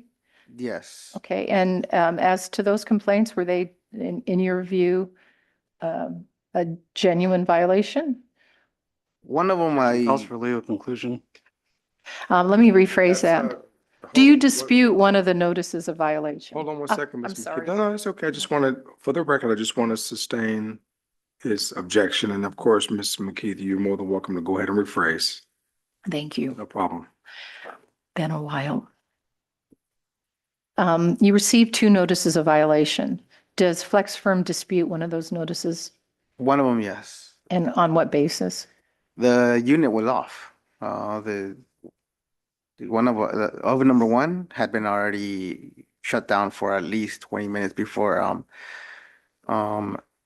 the inspector first got to our neighbor's facility. And so when he came to our side of the facility, everything was completely shut off. The oven number one was completely shut off. The control panel, the oven, everything, the afterburner was off. So, he made his rounds. He kind of went inside the building and he just kind of said that he did notice an odor. Okay. But, as evidenced by the fact that there are only 2 notices of violation, you believe that you've improved the housekeeping and otherwise taken steps to repair equipment to reduce odors that would be emitted from the property. Correct. Okay. I have no further questions at this time. On cross, Mr. Jones, did you want to circle back or no? No, Okay, very well. Members of the hearing board. Mr. Pearman. So would you describe your business as a textile coating manufacturer? Yes. Are there any competitors of yours in the air quality management district area? I asked that question to the inspectors. Asking you. Yeah, but no, not that I know of. Thank you. Any additional questions from members of the hearing? Mr. Balakapalan. Yeah, Mr. Castillo, just following up, Mr. Pierre, you're a textile, you manufacture the coating or you purchase the coatings? We make the coatings. You make the coating in-house? Yes. So for instance, the plasticizer, do you manufacture that or you purchase No, that? we purchase the raw materials and then we compound them to make the vinyl. No, and you do that for the raw materials you purchase and then you reformulate it? The mixers and so forth you have? Yes. Okay. Plastisol, Mhm. what are you reformulating it with? Why and what's the necessary? Because the rule is very clear, you cannot exceed 20 grams per liter. So what are you doing to the plastisol that causing you exceedance of the limits? We contacted several vendors to ask why our, the VOC levels were kind of, too high, higher than the rule allows. They all came back telling us that either their raw materials either contain no VOCs or very little up to negligible levels of VOC. So it did not make sense to us as to why we were getting those values when we first tested. So, that's why we kept sending out our formulations out for testing again to verify those findings. And we have found that they're not consistent. But what are you adding to the plastisol? We added solvents to the plastisol last year in November to turn them into organosols. But other than that, we don't add anything else other than just vinyl resins and plasticizer. Now, you said you added in November, that's at the district's suggestion to work around the rule? To so that you don't qualify as a plastisol and more as a VOC? Yes. But you're still not meeting the efficiency for the collection or the destruction efficiency, correct? Well, since the value is 200 below 265 grams per liter with the solvents, I don't think we. Okay, let me backtrack. Yeah. You had a test previously that showed about 75% efficiency. You're going to retest again in, I think, October or November last year. Correct. Did you retest it? Yes. What was the result of that retest? Inconclusive. Inconclusive, meaning? They provide a report, but the report just when we submitted it to the AQMD, they didn't accept it, and so they just basically said it's not acceptable to us. So we don't know whether it's good or bad. Okay, so for all purposes, you're not meeting the efficiency according to the district then? According to the district, yeah. Yeah, so okay. And that's why you're looking at either purchasing a new afterburner or a used ones to comply with the efficiency requirements? Correct. What are you doing towards plastisol research, trying to find alternate vendors and so forth? There's a couple out there that are, they claim they have that same values than the ones that we're using now. We do have some in-house that we can use, but it does change the composition of the final product. So are there out there other raw materials out there? Yes, but then they don't perform as well as the ones that we have And that poses potential problems for the military specs. So you're saying to meet the military specs requirement, you have to modify the plastisol with some solvents? Well, we weren't doing it with solvents because it doesn't, we were under the impression that we were not using any VOCs. Right. So that, the ones with no VOCs are the ones that are compliant with military specs, or they comply with. So prior to November, you didn't test the plastisol, right, to know whether you're meeting Mhm. the rule requirement, correct? Did you test, did you have conducted tests of your material before pursuant to Rule 1128? Yes. Well, not us personally. The previous owner had left the results from, well, I guess when they tested it before. And those values were provided to AQMD, and they showed some of them were at 0. But then when we tested them ourselves after the first abatement hearing, that's when in October, that's when we got updated results. Just to, you got 2 NOVs since the last hearing last year. Mhm. And you disputing 1, and you said you made improvements. What exactly, you said you brought somebody in. What was the name of the company you brought in to do maintenance and look at the CNH metals. CNH metal? Okay, and what did they do? They replaced, well, they did work on the aftermarket. So the areas that looked a little, beat up, we had them replace that. They replaced an access door, some siding. They also did some ducting work for us. And that's pretty much it. Okay, all right, I got no further question. Thank you. Any other questions from members of the hearing board? Sir? Thank you, Mr. Chair.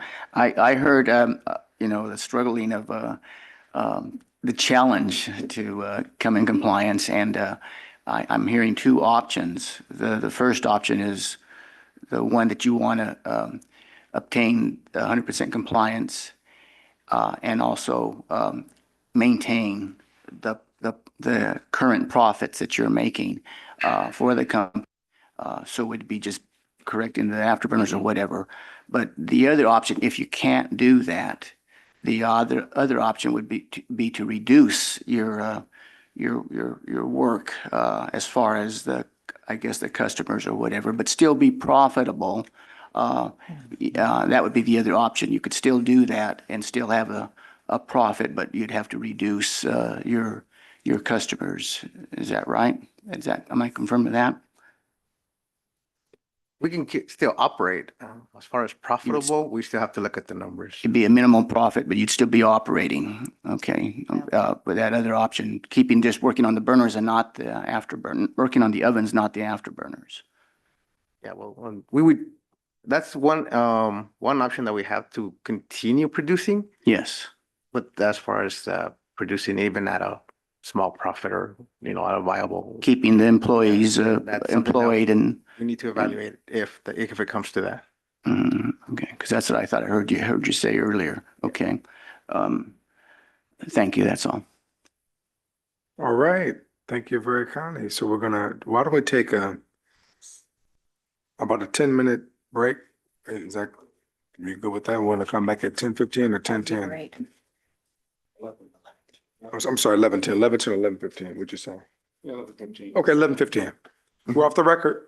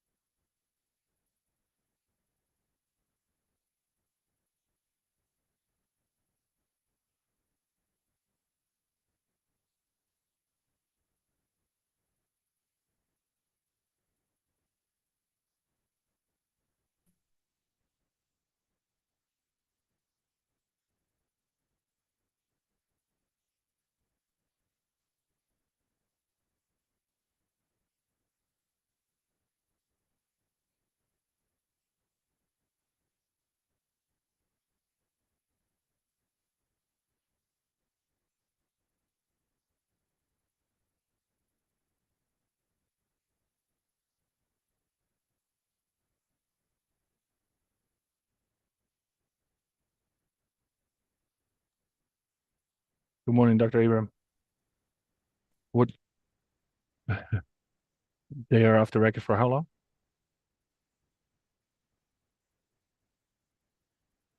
I can't hear you.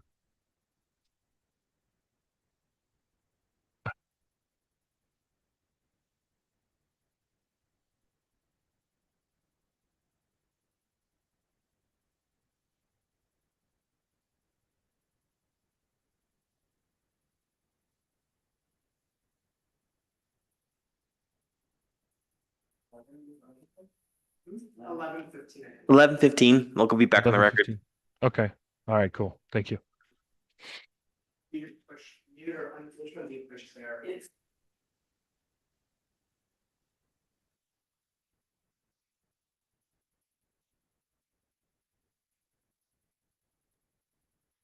It looks like one of the attorneys left their microphone on, so it reverts constantly back to them.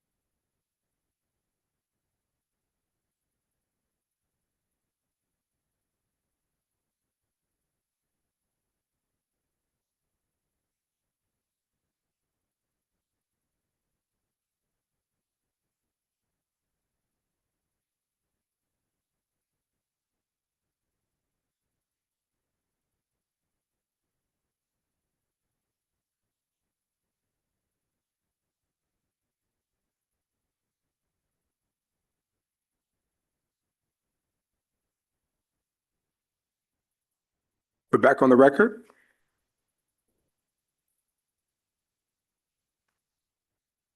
Ms. McKeith, are you looking for something? I'm looking for my witness. No, I think Mr. Howard went inside. Oh, okay. Yes, yes. Copies of an exhibit. Thank you. Yeah, so just on process check, before Mr. Howard comes out, are we tracking along the path where you folks feel comfortable, or do you want to halt, continue, and try to work out a resolution? Come back in May. Just, it's up to you. Whatever you want to do it, we can roll forward. But for efficiency standpoint and efficiency sakes, do you think it would be more appropriate to simply recess, come back in May? Do you want me to? Ms. McKee? Sure. Thank you. We have discussed a specific plan forward that I think would benefit by a meeting with the district staff to I can outline the broad ideas today, but I think that the devil is in the detail. And my goal would be not only to make sure FlexFirm understands precisely what the district wants with reformulation, but also to ensure that FlexFirm speaks with district staff at least twice monthly on updates, and also feels free to contact district staff if they're confused, or even, I'm trying to come up with a structure so that there's more communications. In the meantime, Ramble will stay on, and Mr. Howard would focus on first, are there tweaks to the existing equipment, that the oxidizer, that may actually avoid them having to purchase new equipment?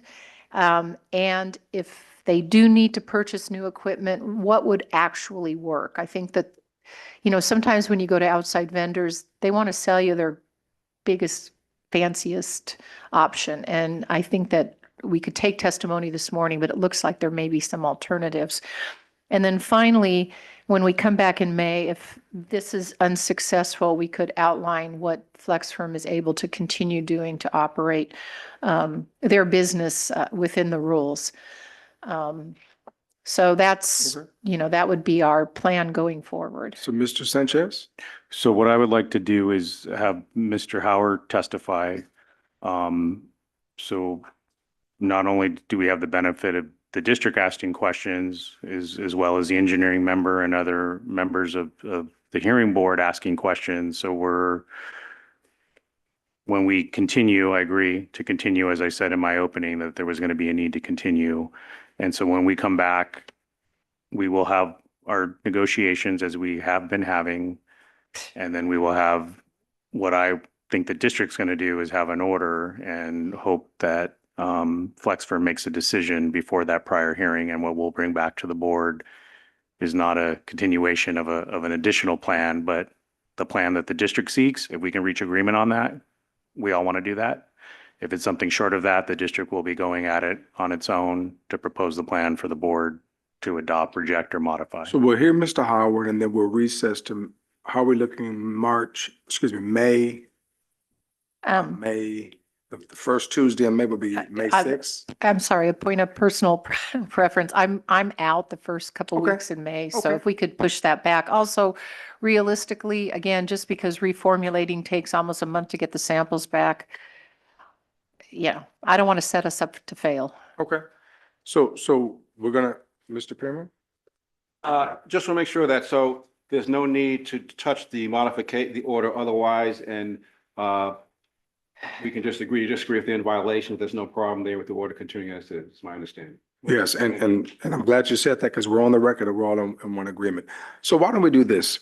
For Mr. Howard, and I know we're a little bit out of the normal cadence of a hearing, but this is a very unique situation, and we want to all work very collegially and very affably together. So why don't we look at the calendar? If we can look at a date now that's palatable to all. Ms. McKeith, you said the first week is. First 2 weeks. First 2 weeks are not good for you.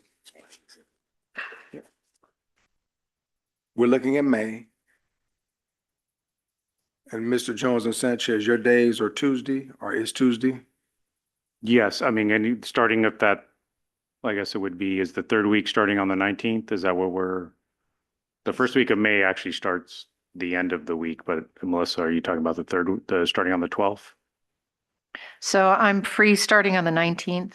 So we'd look at the 20th. Okay, so That why don't we work? hold, is everybody good with the 20th, Mr. Palakapalan? Okay, He'll be back from Malaysia by then. yeah. Okay, he's flying in his private jet this time?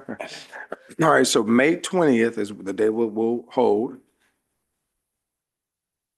And then we're gonna recess at the end so that we can maintain the That's what it yeah, Thank you. calendar day. Those are all the copies. Okay, Oh, can we give these to the clerk? we have some additional exhibits. Yes, we do. I believe the next one in line is L. Is that correct, Mr. Clerk?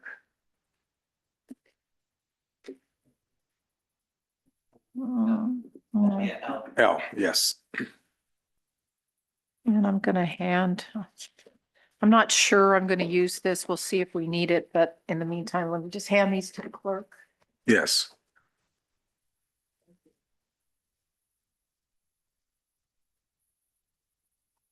Okay, can I go ahead and commence? Absolutely. Thank you.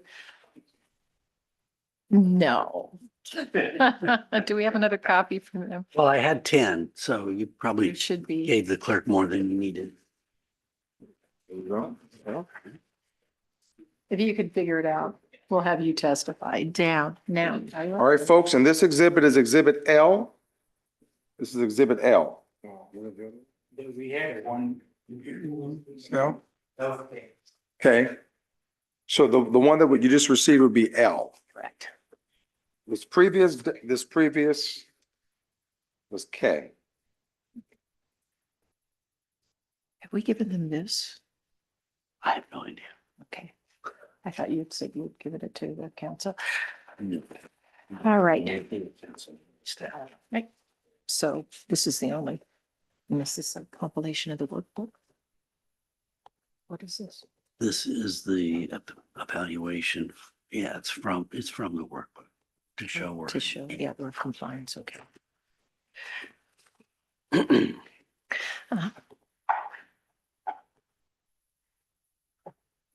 We're ready. Yes, ma'am. The floor is yours. Okay. Good morning, Mr. Hauer. Can you state your name and your position for the record? My name is Joseph Hauer, Hower. I'm a project officer and vice president for mechanical engineering for Ramble America's Engineering Services, Inc. I'm serving as the project owner for the work that we're doing for FlexFirm. Been practicing in front of this board now for 45 years, which is a little hard to think about, but it is what it is. Licensed mechanical engineer in California and 7 other states, licensed general engineering contractor in California, and a board certified air pollution control engineer by the American Academy of Engineers and Scientists. And do you work with Yasmin Stutz? Yes, she And- reports to me for this project. Great. And can you just briefly tell us what her job responsibilities and her experiences? She is the project manager for our work for FlexFirm. She's got a fairly broad background. She worked at the district as an inspector long ago, has been in consulting for 15 years or so, and has been with Ramble for about half that. And do you consider Ramble's goals in working with FlexFirm to assist a client in complying with district rules and permitting? Absolutely. That's what we're here for. Help them navigate through the very, very many rules and regulations that the district has and try and find a path to compliance that's as quick and least expensive as possible. And is it correct that Ms. Stutz had previously been to the FlexFirm facility in September of this year? I believe, yeah, I know she was there around then. And she also attended the the meeting with the district on October 9th, to your knowledge? I believe so, and the more recent one.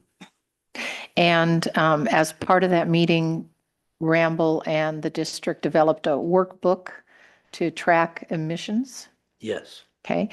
And have you been to Flex Firm? I was there yesterday. Okay.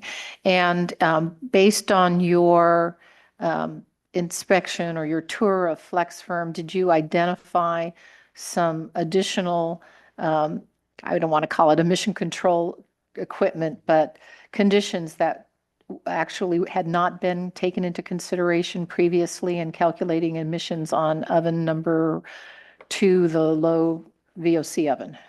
Yes, and I would call it air pollution control equipment. There's actually a permit for it. That's for an air pollution control system that consists of a cooling heat exchanger, an electrostatic precipitator, a smog hog, and all that is followed by an activated carbon system, which up until the site visit, I was unaware of. And up until the site visit, was that equipment taken into consideration when calculating the emissions in the workbook, to your knowledge? No, it was not. Okay. And in incorporating that emission control equipment into the workbook, did you generate what we're describing as Exhibit L, you or your staff at Ramble? A little of both. I was the last one to be fiddling with it, so. You know, I can attest to that because we were talking about it this morning. So, so in one of the conditions of the second order, number 13, was for Flex Firm to stay under the 1666 pounds per month. Are you familiar with that? I am. It's the Title V threshold. Great. And based upon the calculations that you and your staff ran, what did you incorporate into the updated workbook output?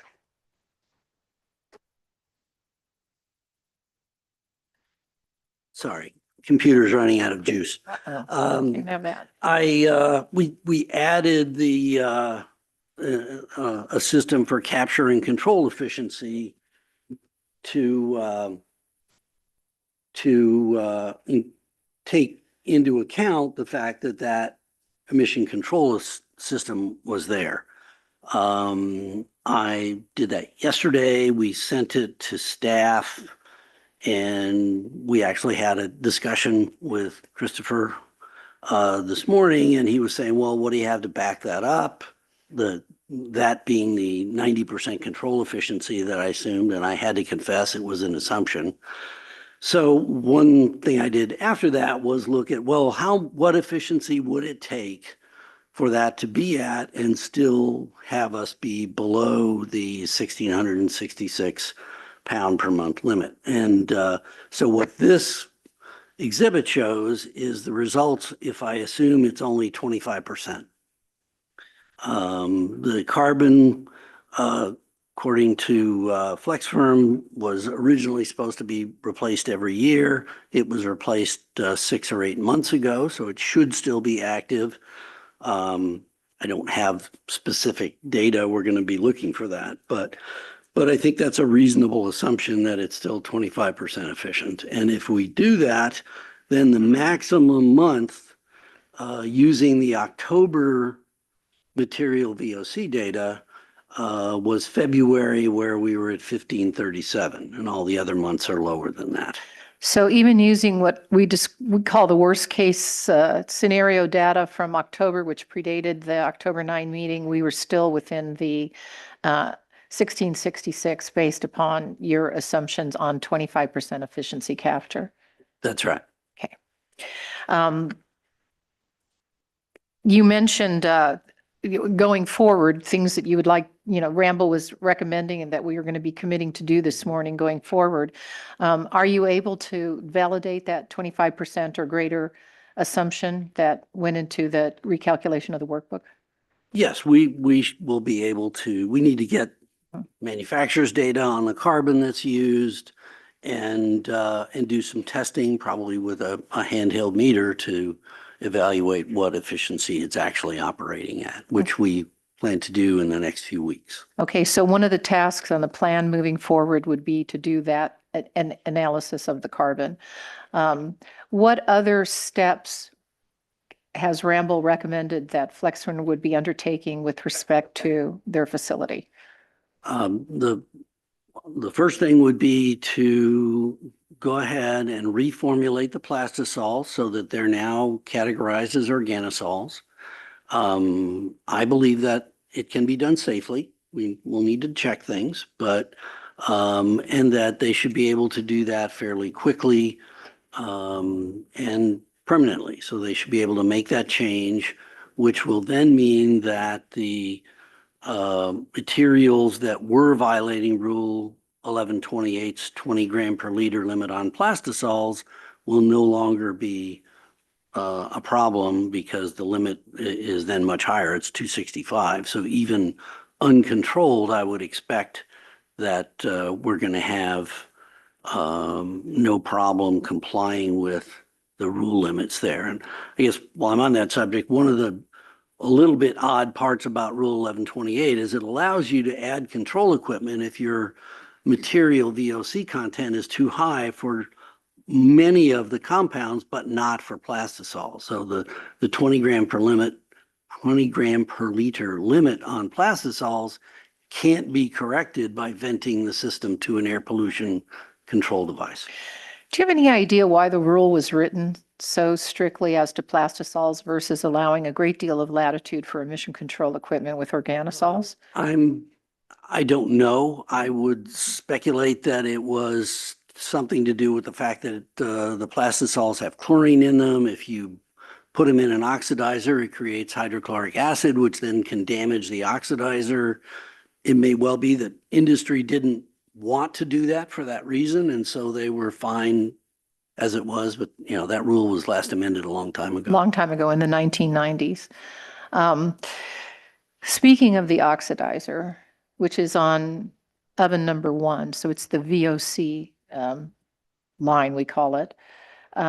What do you intend to do to evaluate the existing oxidizer and to determine what, if anything, Flexfirm needs to do to get its capture efficiency? Well, I think we need to do a little bit more looking. I mean, and in parallel with that, looking for a replacement, either new or used.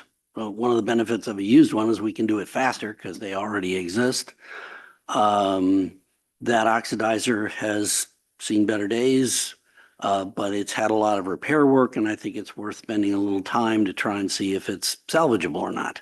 If the answer is no, and I think we can figure that out fairly quickly, then we'll move forward on a new or used anyway on a replacement unit. If we think it's salvageable, then the next step is to do any corrective measures if needed, and then do another source test with a different source test firm.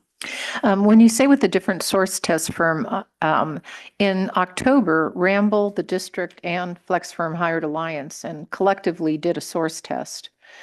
Do you recall what the results of that source test were? I do. I will have to point out, I don't think we can say that the district helped hire the. No. Oh, I apologize. They were physically at the site. They were there at the Right. test, Okay. but they were not involved in. And my recollection, I appreciate you weren't in the meeting in October, but my recollection is that we wanted the district there because the prior source test had been deemed to not be consistent with the protocols that had been set up, even though Flexfirm had hired an outside vendor to do the work.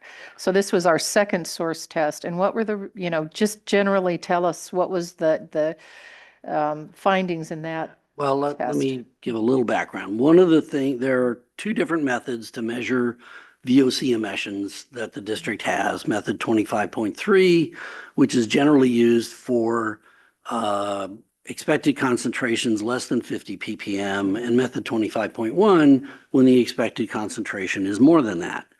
Alliance ran both methods on the outlet of the oxidizer, and the normal procedure would be to run the 25.3, which is the lower one, and if the results of that are within the spec, meaning less than 50 ppm, you don't even bother to test the 25.1 sample because you've already got one that tells you what it is.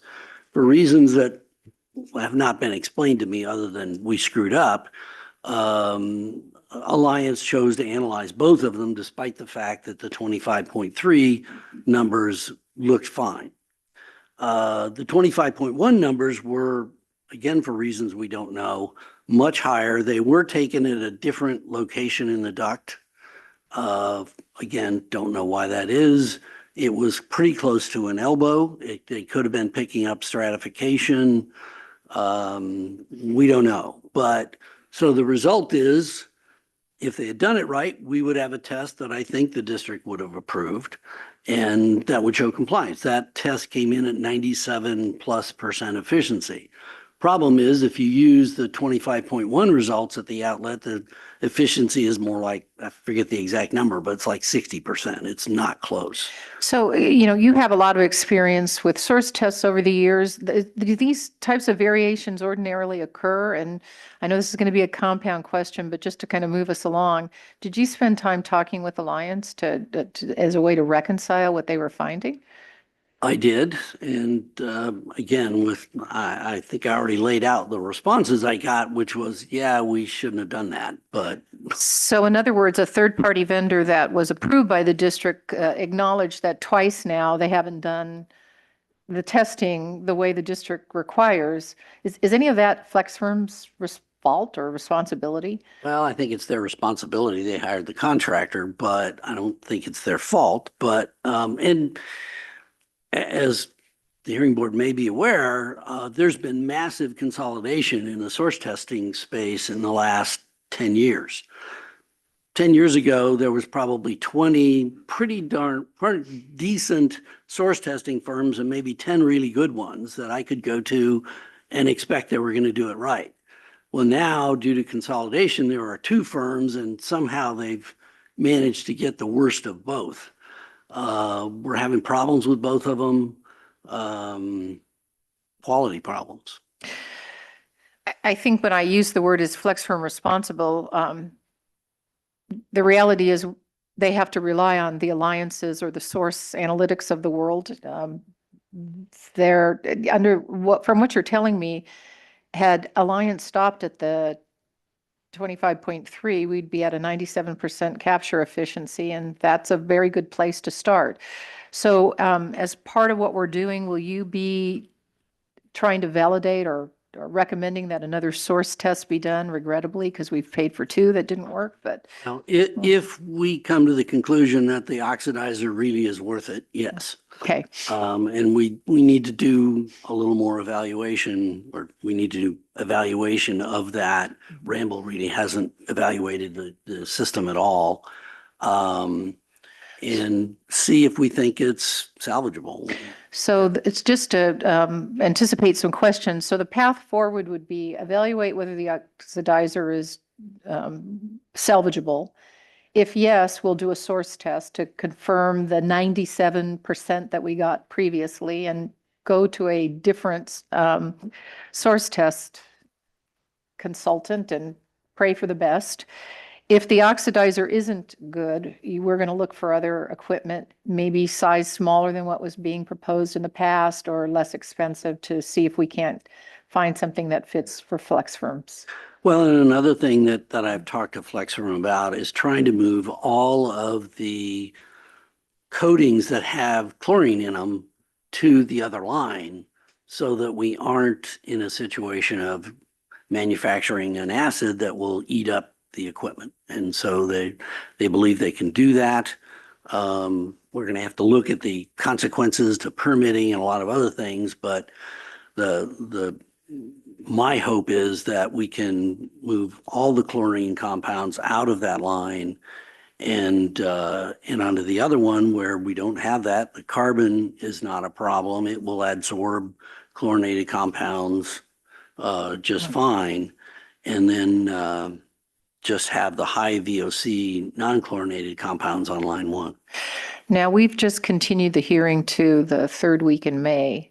Is what you've described this morning, achievable in terms of getting us to a place where we would then be in a position to recommend to the board what FlexFirm can in fact do going forward? I believe it is. Okay, because if we have too optimistic a schedule, we're going to fail from the get-go, but you believe in the 2-month period, based on what you've described in this plan, Ramble and FlexFirm and their other third-party vendors could develop a strategy going forward. Yes. Okay. I have no further questions at this time. I'll reserve redirect. Mr. Jones on cross, or Mr. Sanchez? Thank you. Just to, if I could direct your attention back to what you've described as Exhibit L. You mentioned this is based on an assumption of a 25% control efficiency. So just to make sure I understand, you haven't actually done the analysis yet here.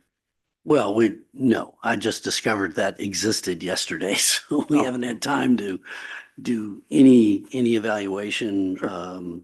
We're going to get the manufacturer spec on the carbon. We'll do some evaluation in terms of how much VOCs is hitting it and what its capacity is, and also do some measurements. But I mean, if the carbon's doing anything, it's going to be 25% efficient. And I picked 25% basically just after iterating to see how low I had to go and still be in compliance with the 1666. So if this is accurate, would it be fair to say that the carbon emission results we've received previously were just inaccurate? I'm not Were sure the I numbers understand the inaccurate? question. Which version of the workbook are you referring to? Because there are multiple versions, which is quite confusing. Well, here you're showing that you were less than the 1666. Mhm. And based on your assumption here, so are you saying that the prior results that you provided to us are inaccurate? Well, they did not reflect the existence of that carbon system. Can we clarify for the record what date you're referring to? Because Yasmin Stutz, before she left this week, had sent to the district another workbook, which did not take this information, the carbon, into consideration, but also confirmed less than 1666. And since I don't have her here today, I can't question that, but I'm not sure when you're asking him, was your last round of data that you sent to the district, I need to know what round we're talking about, whether that was from, I believe, Thursday or Friday, 20th or 21st of last week? I don't think we have that. Oh, you do have that. No, the number. Staff may. Staff has that. She sent it, and I believe I forwarded that to council. I've tried to forward everything to council, but I'm just trying to clarify. I was Ramble, referring to February, but I see. So you're talking about the workbook that the district generated prior to February, because to my knowledge, the only workbooks that Ramble has generated were last week and then the updates this morning. Well, So, and what I would say, of course, is that, you know, if we use the later VOC data and not just the October, which is the worst case, Mhm. then we're pretty much fine regardless. And one of the other things that we've learned, and maybe segueing into the next exhibit, but the Method 24 was designed decades ago to measure relatively high VOC levels in coatings. We're looking at trying to measure very low levels of VOCs in coatings. And it appears that as a result, we're getting a lot of variability from one test to another. And we got an exhibit to talk more about that. But, you know, to say it's not accurate, you know, you have to pick your poison. Which data are you going to use? Is it going to be the October data, the February data, the March data? And you get fairly significant different answers from all three of those. So, and there were also some issues in the October data, again, which was worst case, where it's likely that some cleaning solvents that were used to clean the machine ended up in the drum where these samples were taken from. So therefore, were not reflective of actual coating that was being used. okay, maybe it'll help to clarify. I think we have our exhibit 11. If we could look at condition number 13. Sorry.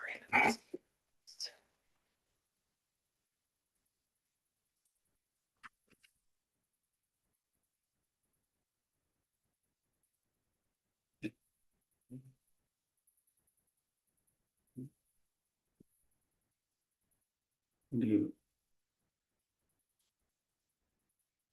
If you can let me know when you have it. I have it. If you look under status about midway through, you'll see facility then submitted VOC records for January 2025 and February 2025. Yes. So that's what my question was referring to. They didn't run it. No, I don't think that's the question. Let me just make sure. So it's item 13. Status is the Conditional. fourth column. And it says facility then submitted VOC records for January 2025, 5th on February 12th, and for February on March 3rd, showing 1,850 pounds of VOC for February. Correct.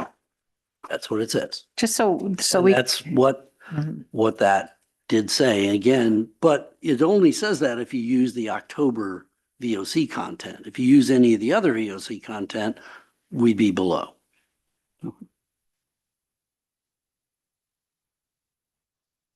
Will you be involved, you will continue your involvement through the next May, will we reconvene in May?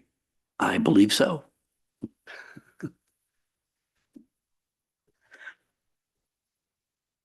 Fair enough.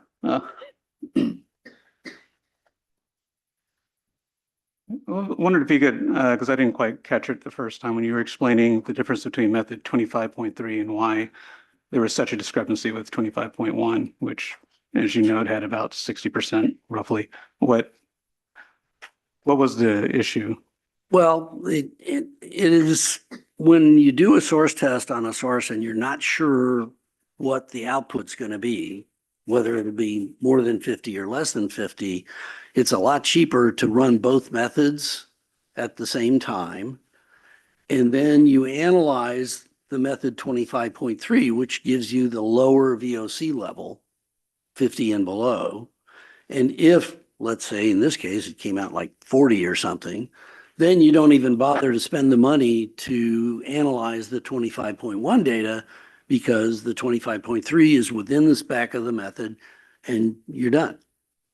For whatever reason, Alliance took the 25.3 sample in a different place. They took the 25.1 and it was closer to an elbow. You've got some of these compounds are sort of heavy and it may well be that they were picking up an extra concentration.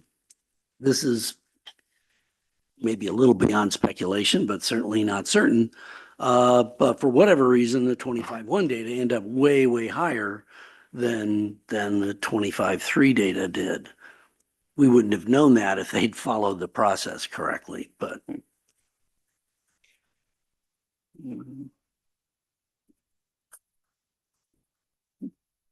Yeah, that's all the district has.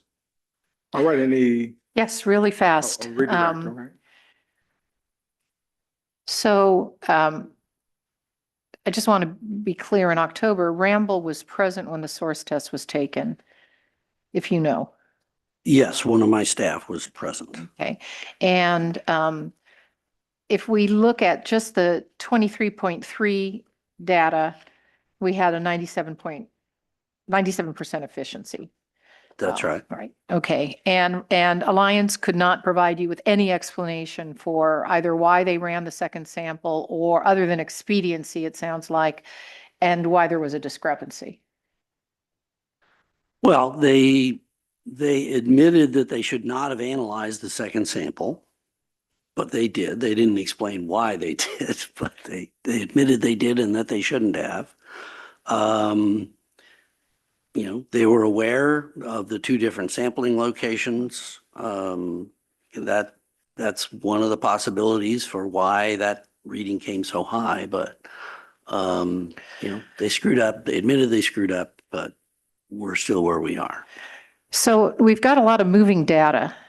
Data from October, data from December for something that wasn't reformulated, data from February, and data from March. And the data that we send to the outside laboratory varies significantly. So it's about as reliable as the source test companies at this point. But given as that may, based on your analysis, even using the October numbers, if we had had the right efficiency factor or other assumptions that go into these workbooks on both sides, we would end up with numbers under 1666. Yeah, again, if that carbon system is Mhm. 25% efficient Mhm. and has 90% capture, Mhm. then we are below even using the October data for that one February month where we were over. Okay, I'm sorry. And in your testimony, you were referring to the fact that these VOC tests for method 20, EPA method 25 are 24. 24, excuse me, were developed a long time ago. And for the particular purpose we're using them, are not particularly reliable because we're dealing with such low VOCs. I am not an expert on that method, but that is my understanding. Are you familiar with the literature that actually raises concerns about the validity of the sampling methodology for low VOCs? Where it exists, I have not read it. Okay. And I just want to make it clear for the record, we did submit sources of error in VOC determination via EPA method 24. This was in 2001, and yet the method has not been reevaluated since then. I guess the question is, the output of the workbook depends on the input.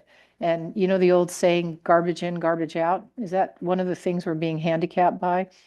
I think so. I mean, the variability that we've seen is very high. Both the district and we were shocked at the amount of variation that we've seen. We can explain some of why October was high because of the cleaning solvents that were probably in that mix. But Arthur actually submitted the last round of samples that he sent to the lab for March. He split one of the samples and called them two different things and sent it to the lab to see what would happen. And the result was that one was nearly twice the other from a split sample. So the method, at least as practiced by this lab, and it's the only one that we found that does it, I think is questionable at these levels. Do you know whether the district's own laboratory, internal laboratory, can run a EPA 25 test? I believe that they can 24, run excuse me. 24, yes. They've got a pretty good lab. So would one possibility be that the district take a split sample and they run it? Or better yet, they could run it for free? Never mind. Withdraw that. Can you confirm that Exhibit K, the summary of material VOC test results, reflect the variation in what the results we're getting from the laboratory? Yes, and that there's a triple asterisk in the March column that flags that result. So, okay.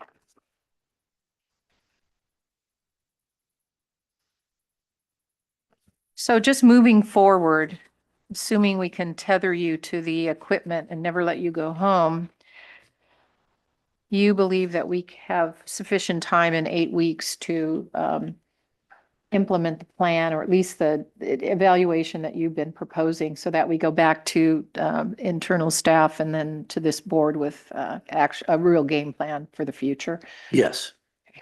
I have no further questions at this time. Thank you. Members of the hearing board. Any questions? Mr. Pearman. So you began your presentation by saying recently you discovered another piece of, I think, air pollution control equipment that hadn't been accounted for before. When did that actually happen? Yesterday. And describe that equipment or what your discovery again, please, some specificity. It's an activated carbon system. Yeah, there's an exhibit. Or has this been marked as an exhibit? I'm not sure. I think the district marked it. Yeah. Okay, Yes. great. Yes, that's exhibit 12. Mr. Balakapalan is correct. That's exhibit 12. Okay, so if you look at that in the lower left, you can see a label that says West States Carbon. They're a common supplier of activated carbon for air pollution control systems. Ahead of that to the right is the Smog Hog, the electrostatic precipitator. And to the right of that is the cooling coils that are used to help cool the airstream down so that the activated carbon can properly function. It doesn't work well at high temperatures.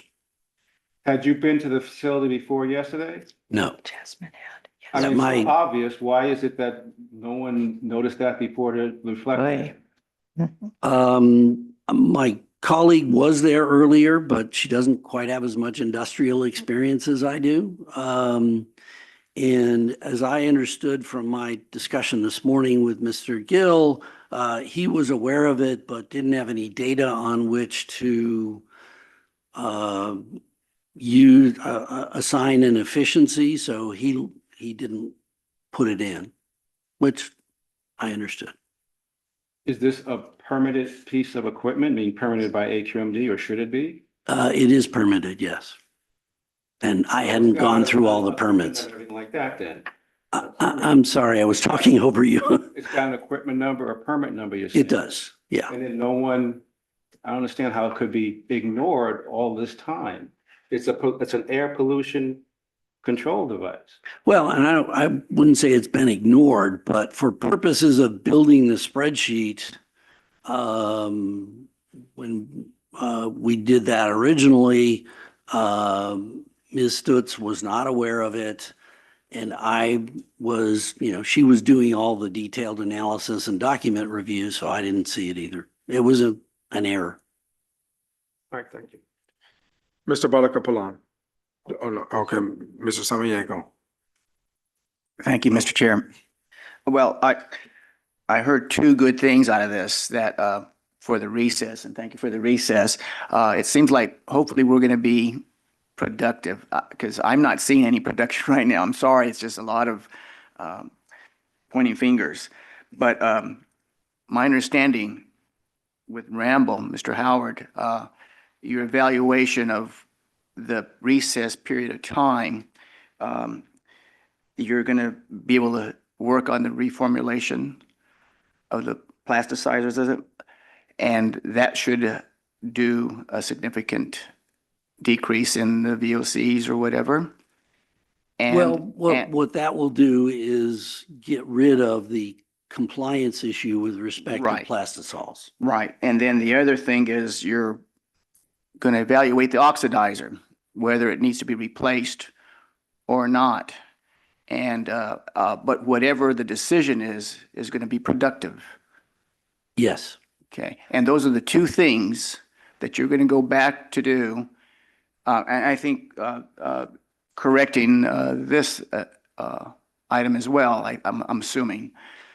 And Well, that's, it would be, I don't know that it needs to be corrected, but we need to evaluate its performance. Okay. Is it 25% efficient, 90% efficient, okay. zero? All I'm getting at is I'm hoping when you come back from recess, there is some pleasure with the district with what you've done, and also some time to show that it's been productive, it's working, not just coming and say, we did this and we're going to wait and see what it does yet. We don't know. We haven't taken tests.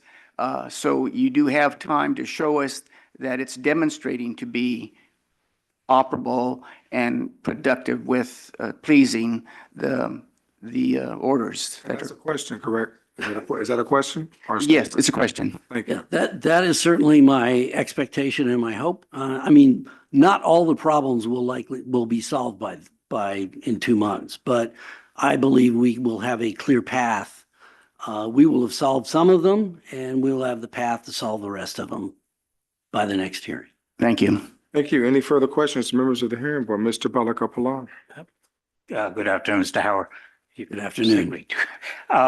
The two, I mean, we haven't discussed Rule 1147, which is what brought the facility here. How has that been addressed right now?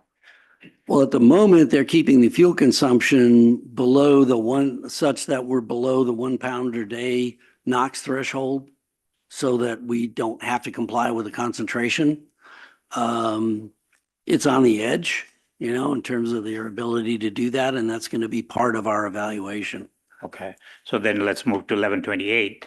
When Ms. Stutz was here, I specifically asked her how she calculated it, what assumptions she used, and she told me that it was based on a 75% destruction and 90% collection. I think it was overall. Right, for the oxidizer. For just the oxidizer. I Just think it the was all, because the condition was from all, not just line one. Because if you look at condition 13, shall limit to more than 1666 pounds per month from all equipment at the facility. Right, and the calculations include the emissions from the oxidizer, the emissions from line 2 that are not controlled, plus the little bit of VOC you get from combustion from all those devices. So it includes all the VOC sources. It even includes their mixed tank emissions. So help me understand this Exhibit L you just submitted that was prepared. So what is, it says, and I'm looking at just the March data. This is K, this is L. Okay, I have it. Okay, March data, March 2025, machine 1 emission is 1128 pounds, right? That's per month, right?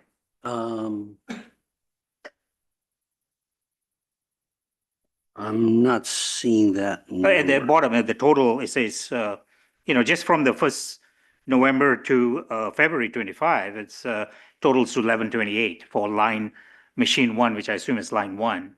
Yes. And for line 2 is 1500, almost, 1559. And the total is 2,687, which is way above the 1166. So, Okay, I think what you're looking at is the bottom row. yeah, That's the total for all 4 months that are on the spreadsheet. right.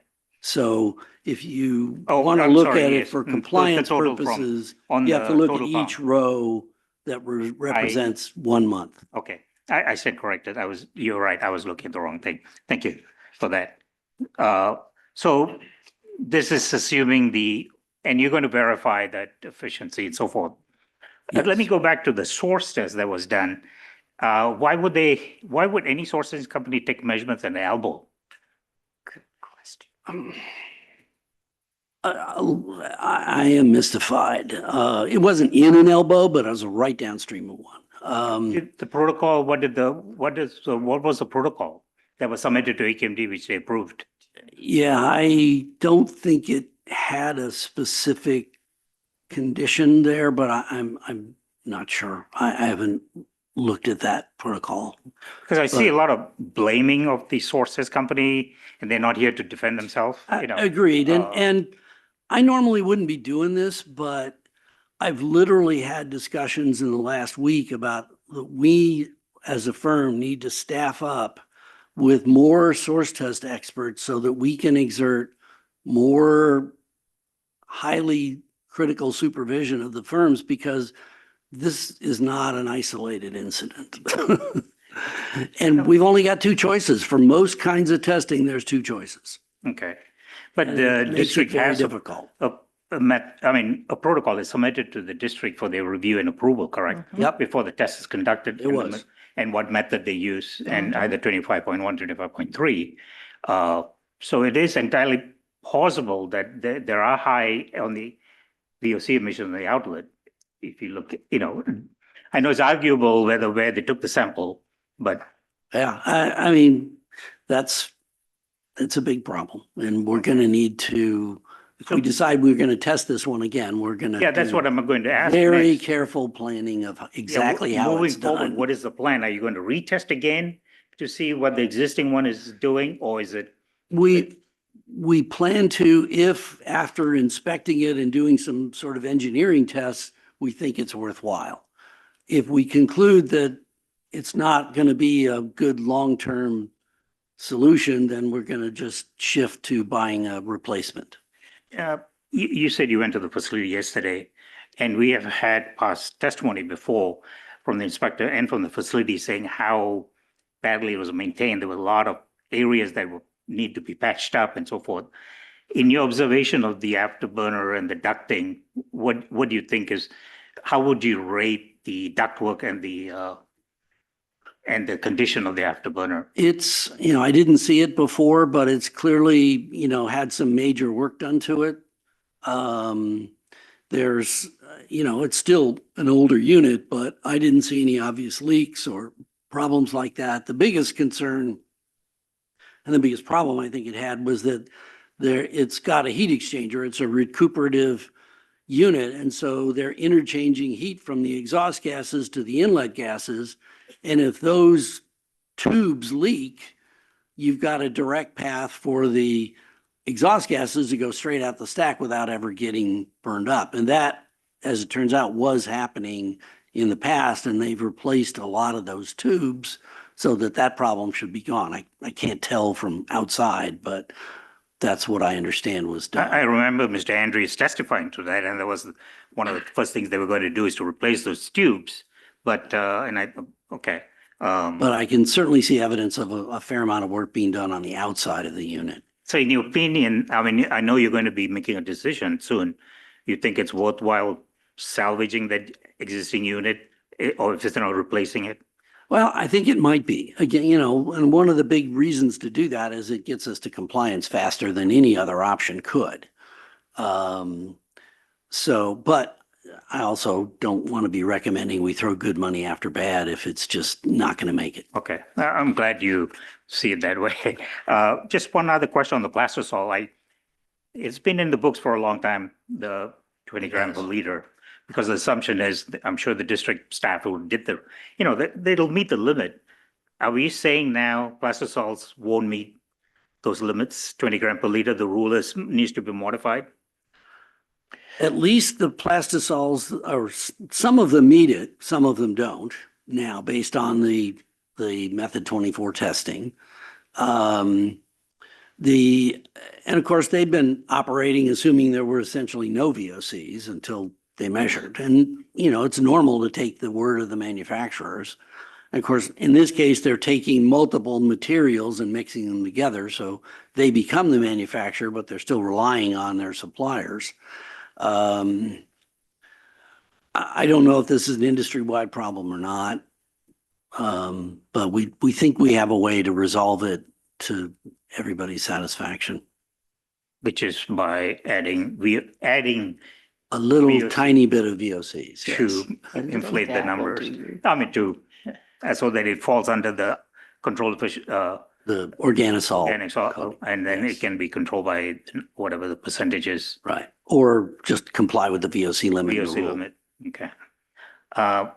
Okay, I mean, we've been here now several in the second order of this, and there's quite a lot of condition that the facility did not meet. And while you have submitted Exhibit L, we still need verification. For all purposes, I'm going to assume that the board is going to assume you're still violating the 1666 limit per month because it's not been, I believe that's the staff's position. that is status, okay. And there's several other conditions that were not being met, including, replacing the afterburner, submitting the application, and so forth. So what I'm hearing is, how realistically, what do you think is the time frame? Well, I think that by the next hearing, we will have a firm plan. Next year, you said? By the hearing date, Oh, I would okay. expect that we'll have a firm plan. I mean, they're very close to being able to execute with some of the vendors. We've got right now 2 different vendors we're talking about, one for a new one for a used one. It's not going to be done by any means, but I think we will know what we're going to do. And some of the fixes like the organosol reformulation should easily be done by then. And is it just the afterburner or is also the ductwork that goes to it? Ductwork's pretty short. We'll look at that. I have not looked to see if that's a problem or not. Okay. All right. Thank you, Mr. Howard. All right, thank you. So at this time, we've heard the testimony from the distinguished gentleman. We're going to follow through with what we stated we would do. In fact, we would recess this hearing until, we would continue this hearing until May 20th at 9:30 a.m. If by some stretch of the imagination, there needs to be a change to that day, then we'll work through clerk's office and we'll make that happen. Mr. Sanchez. District asks that its exhibits be moved into evidence, please. Absolutely. Same. Granted. Granted. All right, folks, you guys have a phenomenal morning and we'll move afternoon rather, the rest of your afternoon, and we'll move to we'll take maybe a 5-minute break. And then we'll move to our next hearing, which is a consent item. We're off the record for 5 minutes.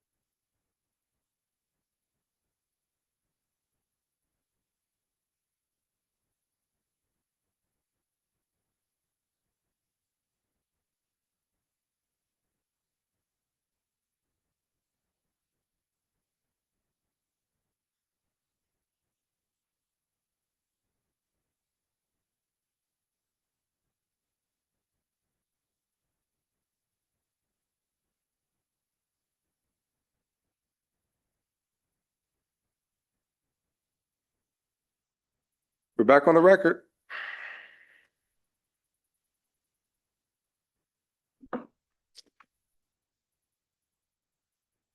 All right, the case before the hearing board this afternoon is a consent matter, IPS Corporation, case number 6269-1. There are multiple exhibits for which we will mark. The stipulation to place the petition for short variance on consent calendar, exhibit number 1. Declaration of Pratap N, I'll just spell the name, P-R-A-T-A-P, middle initial N, last name P-A-D-A-L-K-A-R, in support of IPS Corporation's petition for short variance is exhibit number 2. Proposed findings and decisions and order granting a short variance is exhibit number 3. Then there's communication and traffic between Mr. Pearman and the clerk's office dated Thursday, March 20th, 2025 at 5:53 p.m. That's HB1. And there's communication between Mr. Balakapalana and the clerk's office dated Thursday, March 20th, 2025 at 3:41 p.m. That'll be HB2. We open up the floor for discussion relative to the matter that's before the body. Mr. Pearman. Yeah, they answered my question in terms of the device being shut down not the entire time, and otherwise I think we can find good cause to grant the stipulated proposed findings and decision. Any additional comments? Oh, I'm sorry. Just Mr. Clerk, make sure to change the attendance from Ms. Verdugo Peralta to Samiago. Yes, Ms. Verdugo Peralta will be stricken, and we will insert Mr. Samiago. Mr. Pellicapalone, any comments? I was going to say it's a short variance, so the 6 findings have to be made. It is not. I debated on this, and I come to this with the baggage because I have institutional memory. I worked here for so many years and on some of the procedures and policies, and that's why I was what do you call? You can just turn it off and not, no, because I know certain things that, and I was just wondering, especially on I was a little disturbed when I looked at the proposed finding and decision, and where they, the situation, as you know, is they tested the RTO and it was showing 98.6, not the 99. However, they were not required to test. There was no condition to test the RTO. They did it. It was instant. They were doing for the NOx and CO, but they also decided to test this. They submitted it, and they assumed that it was in compliance, the source testing company, and they didn't hear from the district for a very long time until they found out that the district said no, it didn't meet the 99, which it's true, but the comment that the district does not and the petitioner actually included EPA guidelines regarding rounding, and it follows the ASTM method, which is standard practice, basically, Yeah, and there's a document online on the AQMD website where the district sources, what they call it, source testing, had a document where they actually reference the ASTM method and the rounding and so forth, And if I'm going to add is that, and this is something that came from my baggage or my memory, is that, and there were many other cases that I've dealt with, where the policy for compliance was, if it's within the 10%, they give they don't give a notice of violation, they require the retest. And then if they retest and then it's subsequently found still it's higher than 10%, of course, it's an immediate violation. But if it's within the 10%, then it's a case by case basis. Here, however, they gave a notice of violation, but there were and it's valid because there were other issues that they since then have rectified. The only issue I have is the district should be a little bit more transparent because if you post it on the website saying what the policy is, what the procedures are, and the compliance procedure, then the source sensing companies also know and they can inform their client, hey, look, while you passed, while we think you're meeting as per EPA guideline, the district policy is you have to retest it. Because otherwise the company may think, hey, this guy, source sensing company is just trying to make business, and asking us to retest. So, and that would avoid like the situation we had, because this was, took, I think, I don't know, close to a year, I believe, before they finally got word that they were not in compliance. So for those reasons, just to make a, I'm going to,